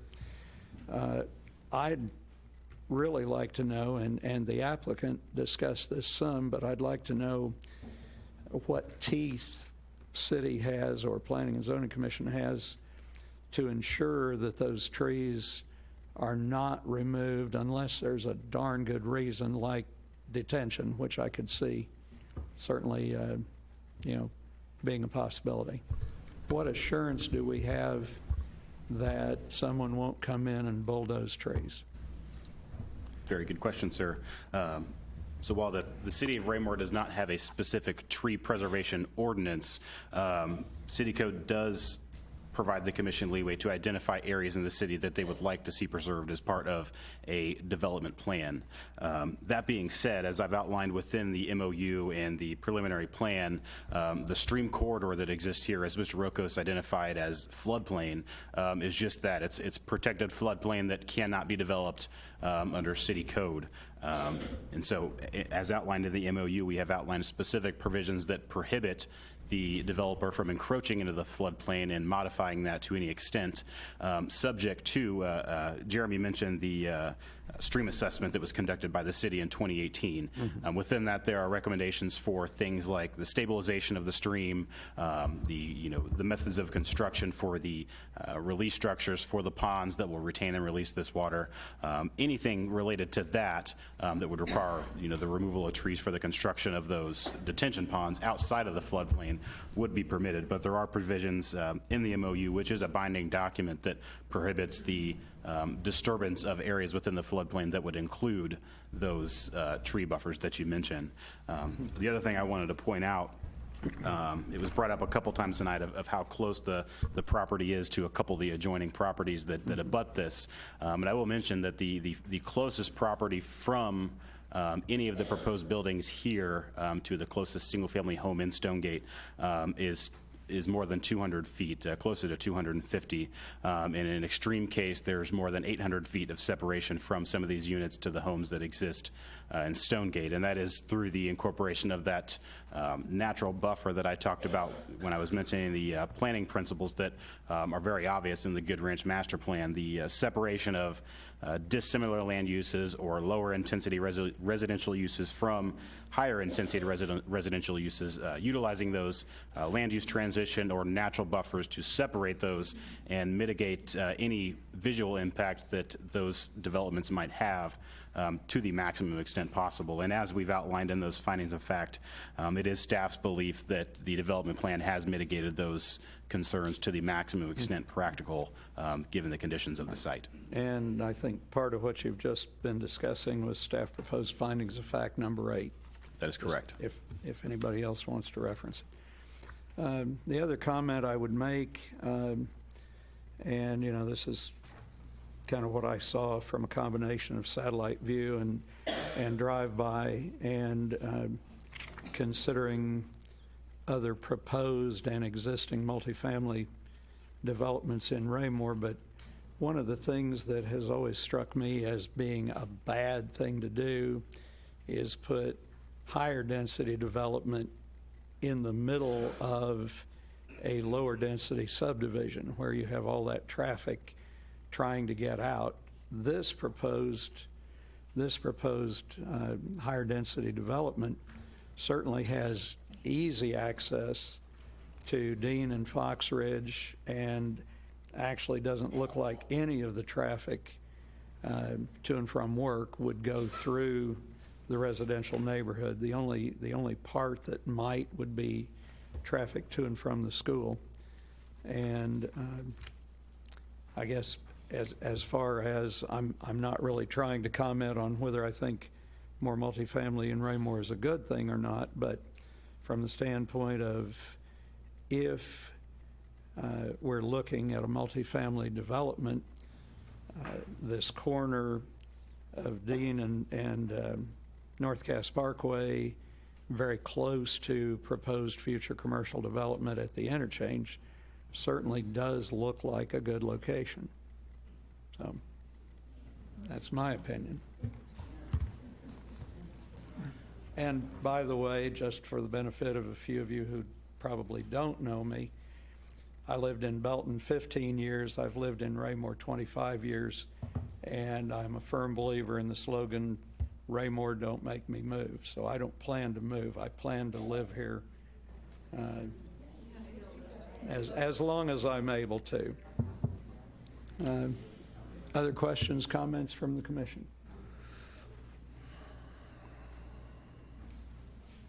All right. Commissioner Fizer, please. Okay, I've got a few comments. First, it's really exciting to see this many people at our meetings. This doesn't usually happen. And I've been kind of following it on social media and how you've gotten organized. And I think that's actually great. I like to see that kind of, interest in our city and that kind of activity. That being said, I have a few comments kind of relating to some of the concerns. One of the things I noticed was that our town sounds so incredibly boring that nobody thinks millennials would want to move here. And I think, they have to leave town to go to the movies or to go to eat or, go see a band, and we do too. Oh, I'm sorry. My mistake. But I'm saying that millennials would have to leave town to basically do things, see movies, go out to eat at a nice place, see a concert. But we do too. It's not like they might not move here. I'm not saying that they will. I'm just saying there's no place for them to move. I think that right now, people getting out of college, they have more debt, they're getting lower starting salaries, they don't really have money to buy houses, and also, if I were 25, the last thing I'd want to do is buy a house somewhere. I'd want to live there a while and see what it was like. So I don't know that they won't move here. I'm not so sure about the whole, Cerner, all of that kind of stuff. Another concern that was brought up was the schools and how we don't have enough, or we're worried about maxing out our schools.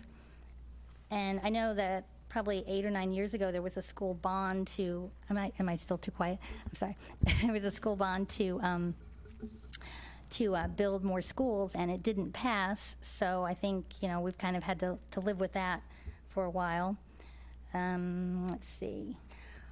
Another thing that was brought up a lot was kind of the crime rate with apartments. Now, I live pretty close to the Eagle Glen Manor, and I personally have never had any problems. I'm not saying they've never had a crime there because I don't know the statistics, but someone mentioned that when those apartments were built that crime went up, but they didn't have any correlation. I mean, did the criminals come from there? I'm assuming they did not all come from the Eagle Glen Manor. And also, I think that those apartments have been very well kept up.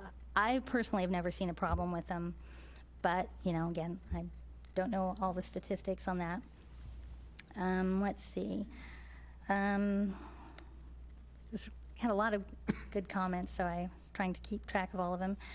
I think one of the things that people commented on was the look of these townhouses.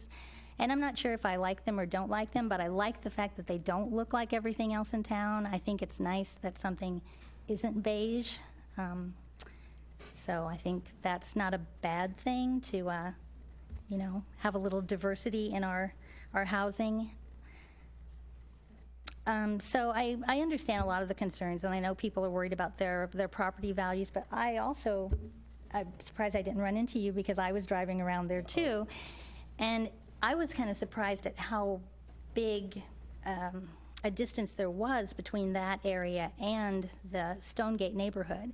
Now, I don't live there, so maybe it feels closer, but I know, like with the Eagle Glen, there is no barrier. It's just there are houses and then there are apartments, and they keep building houses and people keep buying them, so I don't think that's really deterring anybody. So I guess my point is I can see both ways. I think that we do need more housing here. I know people think we have too many apartments, but the percentages are pretty low. But I also understand people, have their opinions, and I do really appreciate the fact that people have voiced those, and I guess that's really all I have to say. Thank you. Yeah. Commissioner Bowie. All right, couple of things. Wonderful to see the big crowd. I like that. It's good to see. Sometimes we're sitting here all by ourselves. So, a few things to the developer. I was a little taken aback because I think it's misleading to call these luxury homes. They don't look luxury to me.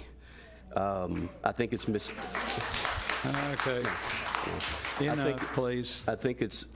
And I think the first gentleman that spoke about the prices, house prices have risen everywhere.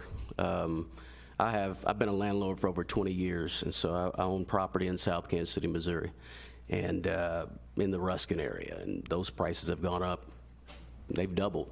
So, and they're in a worse area. But 90 people in the room, and I represent Ward 1, and I've talked to people in Ward 1 on my block. I live in Eagle Glen, and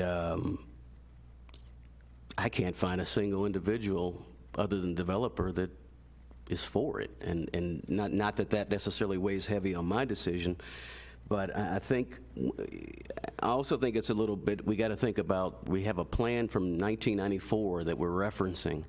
And Raymore's changed a lot since 1994, and I think we need to take that in consideration and not just look at, well, this is what the plan was then.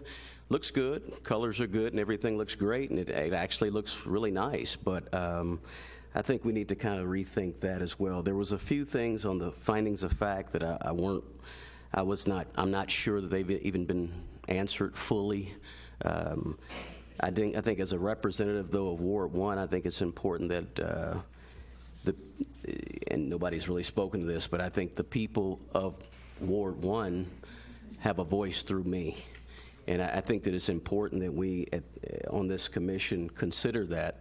It's not necessarily our opinion or how we feel about, we do need to look at the findings of facts, and there's a few findings of facts, number 6, number 7, number 10, that I didn't feel like was addressed tonight in a way that's satisfactory to me, or that I think would be satisfactory to the people of Ward 1. So that's kind of where I'm at.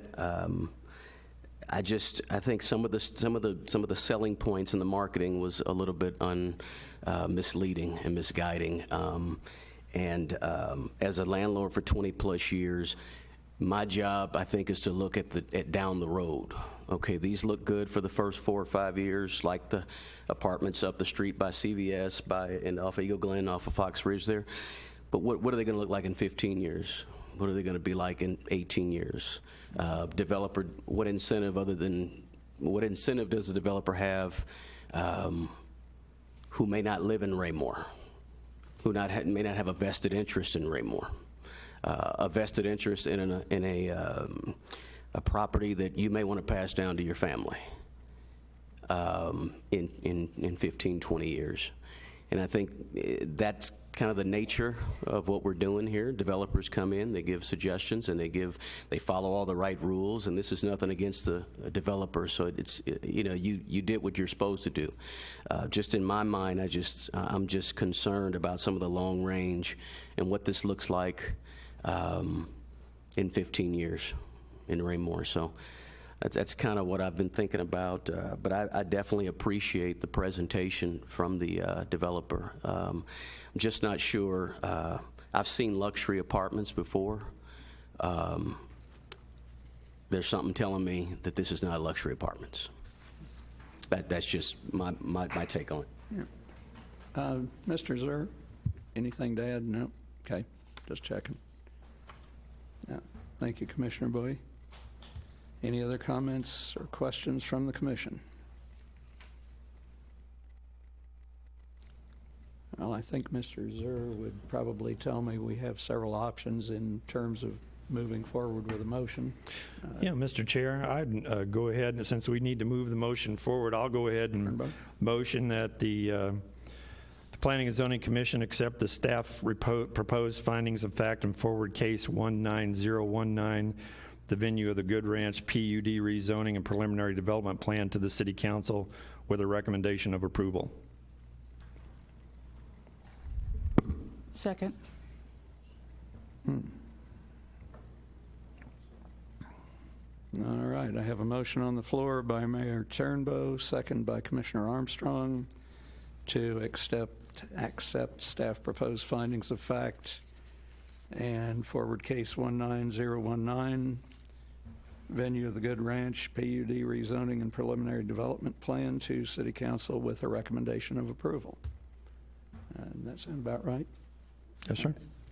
Is there any further discussion on the motion? Well, since we've had a couple of folks get on their soapbox earlier, I'll go ahead and get on mine right now. Look, I appreciate everybody's input here tonight. I totally get where you're coming from. I think we're shortchanging what the developer has proposed to us tonight. In fact, and many of you, like myself, have watched HGTV, hopefully. And you see all these kinds of different developments that are occurring. Just the other night, as I was sitting there considering this, my wife was watching a show. We were watching one that just happened to be, ironically, a young girl moving from Kansas City to Denver.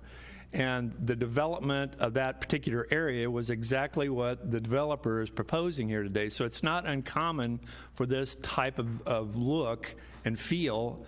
And I've known Jake for a while. I know the product that they put out. I know it's going to be a quality product. We sit in economic development meetings on a regular basis, and we discuss what is being proposed to the community. Some areas we have turned our nose up to and passed on because we didn't feel like it was a good fit. This particular development, from my personal perspective and all the homework I've done on it, does feel like it's a good fit, and I think it will provide another diverse opportunity for folks to move into our community, to enjoy the things that you enjoy about Raymore. And it's not going to run property prices down. It's not going to be an eyesore that people are thinking. I am convinced of that, or I wouldn't be saying this right now. I'd remain silent. But I really do feel like that you guys, I think once the opportunity is there to see what they have, and I know from talking to them, we didn't talk about it earlier. Some lady brought up, nobody mentioned about the cost. What's this going to cost? What's our market going to be? When Jake talks about market value, you're talking about anywhere between $1.10 and $1.25 a square foot for leasing or rental on these particular pieces of properties, some of the smallest ones being in the 1,350 square foot area. You do the math. The whole ghost thing about Section 8 housing doesn't play well with me when we're moving forward on projects, and I'm sorry you don't feel that way. But I represent the entire city of Raymore, not just the residents, but the business community as well. And so that's why I'll be voting yes tonight on this project. Thank you, Mayor Turnbow. I guess one thing I would like to add, and I hope I'm not editorializing too much, but if it were not for public input on this case, I will say, based on my experience with Planning and Zoning Commission and the city of Raymore, looking at the property, I don't see that I would have any big concerns about this proposed rezoning. My concern, which I'm trying to decide, how relevant this is in terms of the vote on the case, my concern is simply, I don't think in my experience I've ever seen this many members of the public actually vocally negative to a particular project. And I wasn't being entirely facetious when I said, I might expect this if someone proposed to build a private prison or a strip joint in Raymore, but this in particular, the public opposition to it surprises me. That said, I take some comfort in the fact that Planning and Zoning Commission is a recommending body. It's our job to solicit public input and hear the case, and we are a recommending body to City Council. So if you don't like the outcome of this case, it has a follow-up hearing at City Council, and you'll have another opportunity there. All right, that's probably all I want to say on the case or the motion for the moment. Do any other commissioners have any further comments before we vote on the motion? No further comments. All right, so the motion on the floor is to accept staff proposed findings of fact on case 1901 and forward to City Council with the recommendation of approval. All those in favor, raise a hand, please. 1, 2, 3, 4, 5. And we have 5 in favor. Any opposed? And Commissioner Bowie opposed. No abstentions. And as our custom, I think you've already actually stated your reasons for opposition.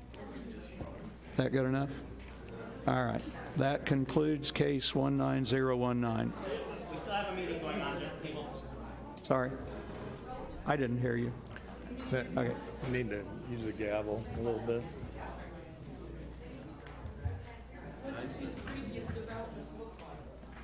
All right. If you will, please, we are still in. Yeah, Wrap the gavel. I can whap it, but we are still in session. If you'll take the discussion outside, please. There you go. All right. I need to move ahead here, don't I? But first, I need to find my agenda. William? Hey. My name's Jerry Nation. Sorry, believe you were the recognized, public hearing sir. is closed. Would you Sir, you have not been be recognized. against it if you lived in Stonegate? Sir, you're out of order, I wouldn't care then either. Sir, you're out of order. You have not been recognized by the chair.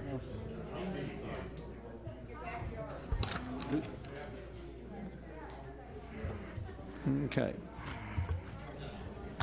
Let's see. Mr. Zur, if you're still awake, would you give us the city council report, please? Chairman Faulkner, I'm happy to provide the City Council report this evening. Since your last Planning and Zoning Commission meeting, the City Council has had the opportunity to meet on 3 separate occasions. The report from that, I will start with the July 8th, 2019 report. At that time, the first item on the agenda was the consent agenda, and I would like to thank Mr. Ackland for his request to serve on this Planning and Zoning Commission, and the City Council approved it unanimously as part of their consent agenda for our new Planning and Zoning Commission member from Ward 4. Also during the course of that meeting, we had the first readings for the 31st Amendment to the Unified Development Code. You might recall the Planning and Zoning Commission had the opportunity to consider this on the July 2nd meeting. At that time, the Planning and Zoning Commission approved it by a unanimous vote of 9-0. This was the amendment of the Development Code in order to make provision for medical marijuana facilities within the city of Raymore. As a follow-up to that, though the Planning and Zoning Commission did not have the opportunity to provide a vote or a recommendation on it, the City Council also unanimously approved establishing Chapter 660 with regard to medical marijuana facilities. So that's the operational side of it, in addition to the land use side of it, that were approved by the City Council as a first reading. The only other thing that would have had interest for the Planning and Zoning Commission on the night of July 8th was the Hy-Vee conditional use permit, the fueling station. There was a public hearing held at that time. Planning and Zoning Commission had the opportunity to review this and consider it at their July 2nd meeting and approved it by a 9-0 vote, and the City Council had its first reading and approved it also unanimously at that time. Those are the 4 or 5 items that would be identified as pertinent from the City Council meeting of July 8th. The next City Council meeting that occurred was July 22nd. At the July 22nd meeting, the City Council completed its approval of the 31st Amendment to the Unified Development Code as it relates to medical marijuana facilities, and it completed its review and approved Chapter 660 of the medical marijuana facilities. Again, both of those approved unanimously, along with the Hy-Vee conditional use permit, which was also approved. That was the follow-up for the July 22nd meeting. As far as the August 12th meeting is concerned, there's nothing on the August 12th meeting agenda that I identified that would have been pertinent or directly related to the Planning and Zoning Commission. I would note the only item on there which has a more general interest is the 2009 tax levy. The public hearing was held on that, where the city is recommending removing the tax levy from 1.2856 in 2018 to 1.2497 in 2019. Those are all of the reports that I would provide from the most recent City Council meetings of this commission. I'm happy to answer any questions, and as always, I'd invite Mayor Turnbow to provide any input if he believes I may have missed something there. All right, thank you. Mayor Turnbow, you good? All right, very thorough. Staff report, Mr. Catarat, Mr. Gress. Thank you, sir. It's getting pretty late, so I'll keep my report pretty short. The only item currently scheduled for our September 3rd, 2019 meeting at this time, City Manager Jim Fuhrborn will make a presentation and provide opportunity for input and public hearing on the proposed fiscal year 2020 through 2024 capital improvement program.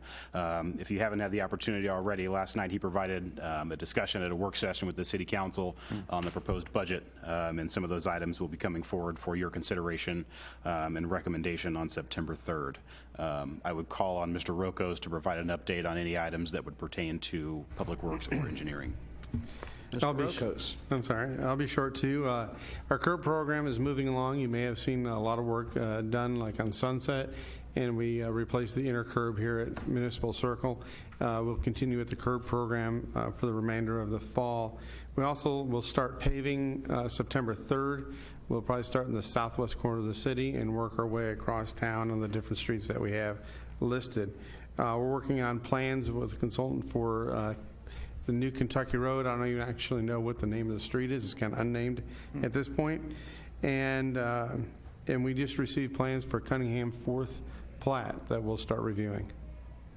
That's all I'll be happy to answer any questions you might have for me. I'm just scratching my head trying to remember where is Cunningham. Cunningham the 4th is, when you look at Cunningham, it'd be the northwest corner. Okay, I'm drawing a blank on Cunningham, sorry. It is on North Madison, south of 155th Street, in that corner. Sure. Got you. Thank you. Just needed a reminder. Okay. At this time, the public gets one more opportunity. We'll open the floor for public comment.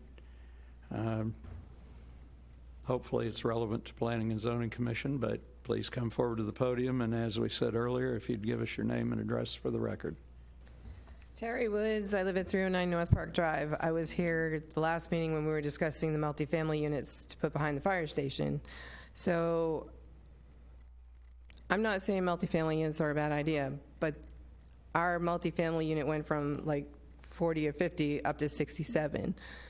I think if we're going to have multifamily units, we need to be realistic in how many units they have, because as it is, we cannot support, if police aren't available, fire, emergency vehicles, that's a concern, because you're not taking care of the people who are already here, and you're going to add more to the problem.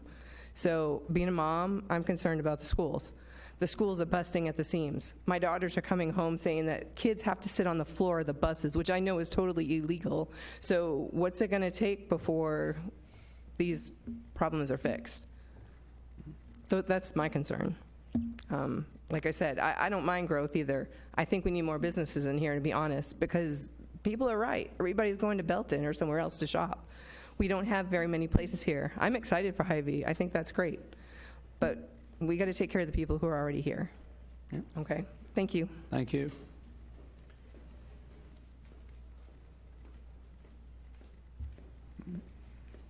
Hi, my name's Kenny R. Campbell. I live at 1100 Country Lane, so it's not in my backyard, but it definitely affects my children. My children are the reason that I moved here for this school district. And adding 204 more units with the potential of, you have no idea, it could be 200 kids, it could be 800 kids. I have 4 children. So just because one family lives there, you don't know how many children they have and how many children are going to be going to each school. And when we first moved here, overcrowding was a huge problem, because my daughter was one of those that was on a bus that was sitting on the floor. That it got to the point where people were worried that their kids wouldn't make it home safe from just down the street. And those are things that we need to consider when we're looking at adding all of these people. We have the attorney here that had, made his veiled threats that we have to follow this master plan because he gave the city so many annexed things and all of that. But if you look at it, the developer changed the master plan. So that master plan isn't accurate anyways. Because originally where there are single homes was supposed to be attached duplexes or however many plexes. But the developer changed it based on the needs of this community. And the needs of this community are not quadruplexes. The needs of this community are single-family homes. That's why we all moved here. That's just something to think about, because the needs of the community have changed significantly over the last 25 years. And the growth has already happened. It occurred. We've grown. We're big. We're a lot bigger than we were in 1994. So how big are we trying to get? Are we trying to be South Kansas City? Because if so, everybody that was in here is gone, and over 1,000 more that have signed that petition are gone. So the residents that you have that are paying the taxes, that are voting for you, that are doing all the things that you want your city to be, will up and go, because it's not where they want and it's not where they want to be. So I want to thank Mr. Bowie, because he's the only one standing up for what the people want.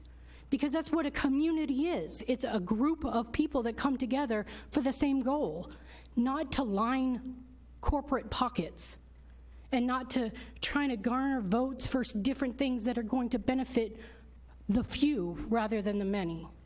So that's just something that I want you all to think about, because that's why we all moved here, was for a better life for ourselves, our children, our children's children.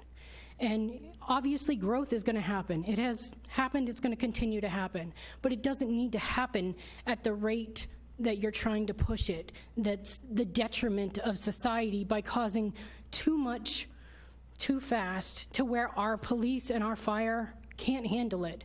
How are you guys going to feel? How is it going to feel to you when you see us on the news of all the people that didn't survive because there weren't enough emergency crews to get to them in time. Those are things that are going to be on you, on the choices that you guys make. You know, if kids can't ride buses safe, if kids are getting run over in the street because we don't have enough police to stop them from going when the bus stop signs are out and they run it anyways, all these things happen all the time, and we call the police and they tell us the same thing. Well, if we had the availability, we'd send an officer, but we don't. I'm sorry. If you take a picture or you get the license plate, we will follow up. That's not going to matter if my daughter is laying on the ground. A follow-up later doesn't save a life. So those are just things that I really want you to think about. Thank you for your comments.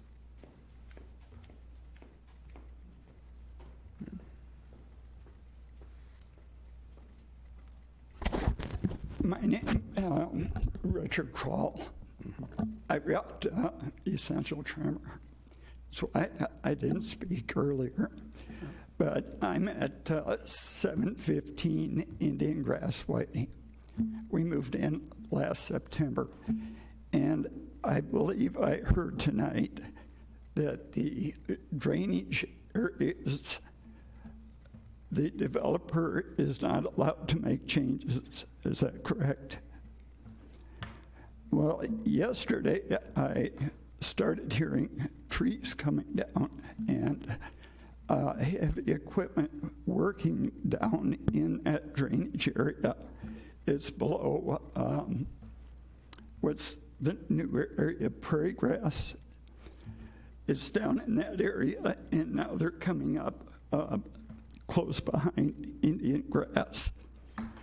I walked down there today. Many trees have been taken out. They're redoing the flow of that area down there.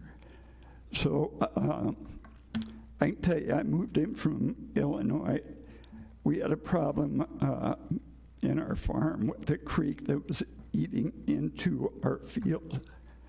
Corps of Engineers threatened us with up to a $250,000 fine if we tried to change the flow.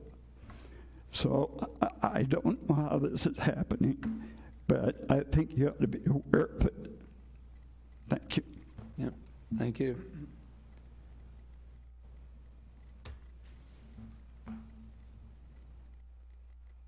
All right, if no one else from the public wants to speak at this time, we will move ahead to commission member comment. And Commissioner Fizer, may I start with you this evening? Sure, I'll keep it simple. I just want to remind people that, I'm not close enough again. I just want to remind people that Summer Scene is this Saturday at Centerview. Not sure the time, but you can look it up. 6 to 10. Okay. Good help there. Thank you. Commissioner Armstrong. Well, I just wanted to thank everybody and the community and staff and applicant. Clearly, it was an issue that was close to everybody's heart, and you spent a lot of time and helped us come to a decision. And for those individuals who the outcome tonight wasn't what they wanted, I would hope they would continue to provide input, and for the developer to stay open to that input, because this is clearly more community concern than I have seen in my time on the council. Thank you. Right. Thank you. Commissioner Ackland, welcome aboard. What a good meeting to start off with. I simply want to say it's an honor and a privilege and a pleasure to serve on this planning and zoning committee and work with all you good commissioners. Staff, I want to just say you did an outstanding job. I do really want to thank all the citizens that came out to voice their opinions. So thank you. Thank you. Commissioner Bowie. Nothing in particular, but, well, now I'm going to say something. Said nothing in particular. Obviously, I want to welcome the new commissioner. Glad to have you. Thank you to all the people that came, staff. You know, again, with these type of issues, I've been on the commission since 2015, right? And so we've never had this many people since I've been here. the chickens almost made it, right? That was about 30 people or so. This makes me wish we were talking about the chickens tonight, but yeah. please go ahead. When that incident happened, when the chicken thing happened, it's like, okay, what was the gauge of the community? And I think that it's really imperative upon us as members here to think about what the people of the ward that we represent think about. Not necessarily what they want, because we have a little more insight than they have. Okay, we have a little more information. We've thought about the things a little bit more, probably. That's part of our duty here, to be a little more informed than maybe the average citizen. But with that said, I talk to a lot of people on my block, a lot of smart people, a lot of people that have been around Raymore for a long time, and I've been here since 2005. So I've been here a long time. I bugged you about 3 or 4 years before I even got on the commission, right? So I think part of our duty is, yes, to look at findings of fact, yes, to take into consideration due diligence that was done on every side, but it's also, we represent a ward of people as well. And I think sometimes we lose sight of that because we're trying to support staff and we're trying to develop the city at the same time. And I think we have to have a balancing act of doing that. So I really wanted to hear what the people had to say. I think that's important piece. But again, we're just a recommending body. I mean, there's another place to go if they want to share what they want to share. So, but overall, thank you for the developers. Thank you for your presentation. Thank you for staff for findings of facts and so forth. Again, part of my reasoning was I wasn't clear on some of the findings of facts. I think they were a little bit muddy or murky. It wasn't, so that was a big part of my decision as well. So I just want us to think about that. You know, the people that we represent. Yeah, we represent the city, but there's people behind the city in each of our ward, and I think sometimes we lose sight of that. So that's it. Mm-hmm. Yeah, thank you. Mayor Turnbow. Sure. I've been on both sides of this issue over the last couple of weeks, and did a lot of homework on this, talked to a lot of other mayors and the diversity of housing that occurs within their communities. And it was a tough decision to make tonight. You know, when you have that many people staring at you looking for what they believe is the right answer, and I give them the opposite, it is hard. And, my stomach's in knots right now having to make that decision. But I look to the future of this community, and I also am a member of the Mid-America Regional Council and sit on one of their boards that deals with housing markets and what transpires there. And the diversity that communities call for all ages, not just 55 plus, but everybody. And we've got a great housing market here, single family housing market. We're lucky that we have a low number of individually owned rentals within our community as compared to some of the surrounding communities. We have a very responsible developer in this particular case, and that's why I landed on that side of the decision tonight. And I just felt that we were doing the right thing, pushing us forward to the council. What the city council does, it's up to them. I don't have a vote there. They know what I've said tonight. I don't know if that'll sway any of them, but just like what Dr. Armstrong and Mr. Bowie talked about tonight, made very poignant remarks in their comments too. Really can't add to what or subtract from what they had to say. I appreciate that very much. And my final comment is I really did appreciate everyone that came out tonight, all the emails and letters I received throughout the last couple of weeks. I did listen. I did take it all into consideration. And as Mr. Bowie mentioned, we are armed with a lot of information that a lot of you are not armed with. And that's, why we have to make the hard decisions sometimes. But thank you, and I'll leave it at that. Yeah, thank you, Mayor Turnbow. It's late, I'll try to be brief. I really do want to thank the developer for your patience and your participation. I want to thank the public. I think I've been on the commission now for perhaps well over 10 years, and I have never seen a turnout like this. I want to thank the public, if anybody's still listening, for behaving quite well. It was not a hard task to try to chair the meeting, and I certainly appreciate that. Thought everybody was pretty respectful, applause notwithstanding, but I thought everybody was pretty respectful, and this is one of the big reasons why I have lived in Raymore and enjoyed it for 25 years, and we'll see how many more years I last, but maybe another 25. I'm proud to be a part of Raymore. I try to make decisions based on my life experience, and I'm a very staunch believer in Raymore don't make me move. I don't want to be responsible for something that I kick myself for later, but I also can't stop progress. So I think part of the commission's role is to try to manage growth, manage development. And Planning and Zoning Commission certainly could not do that without a lot of help from city staff. You all do the legwork and put a lot more time into this probably than we do. Thank you very much. It's a late meeting. I would entertain a motion to adjourn unless anyone has anything else to add this evening. Second.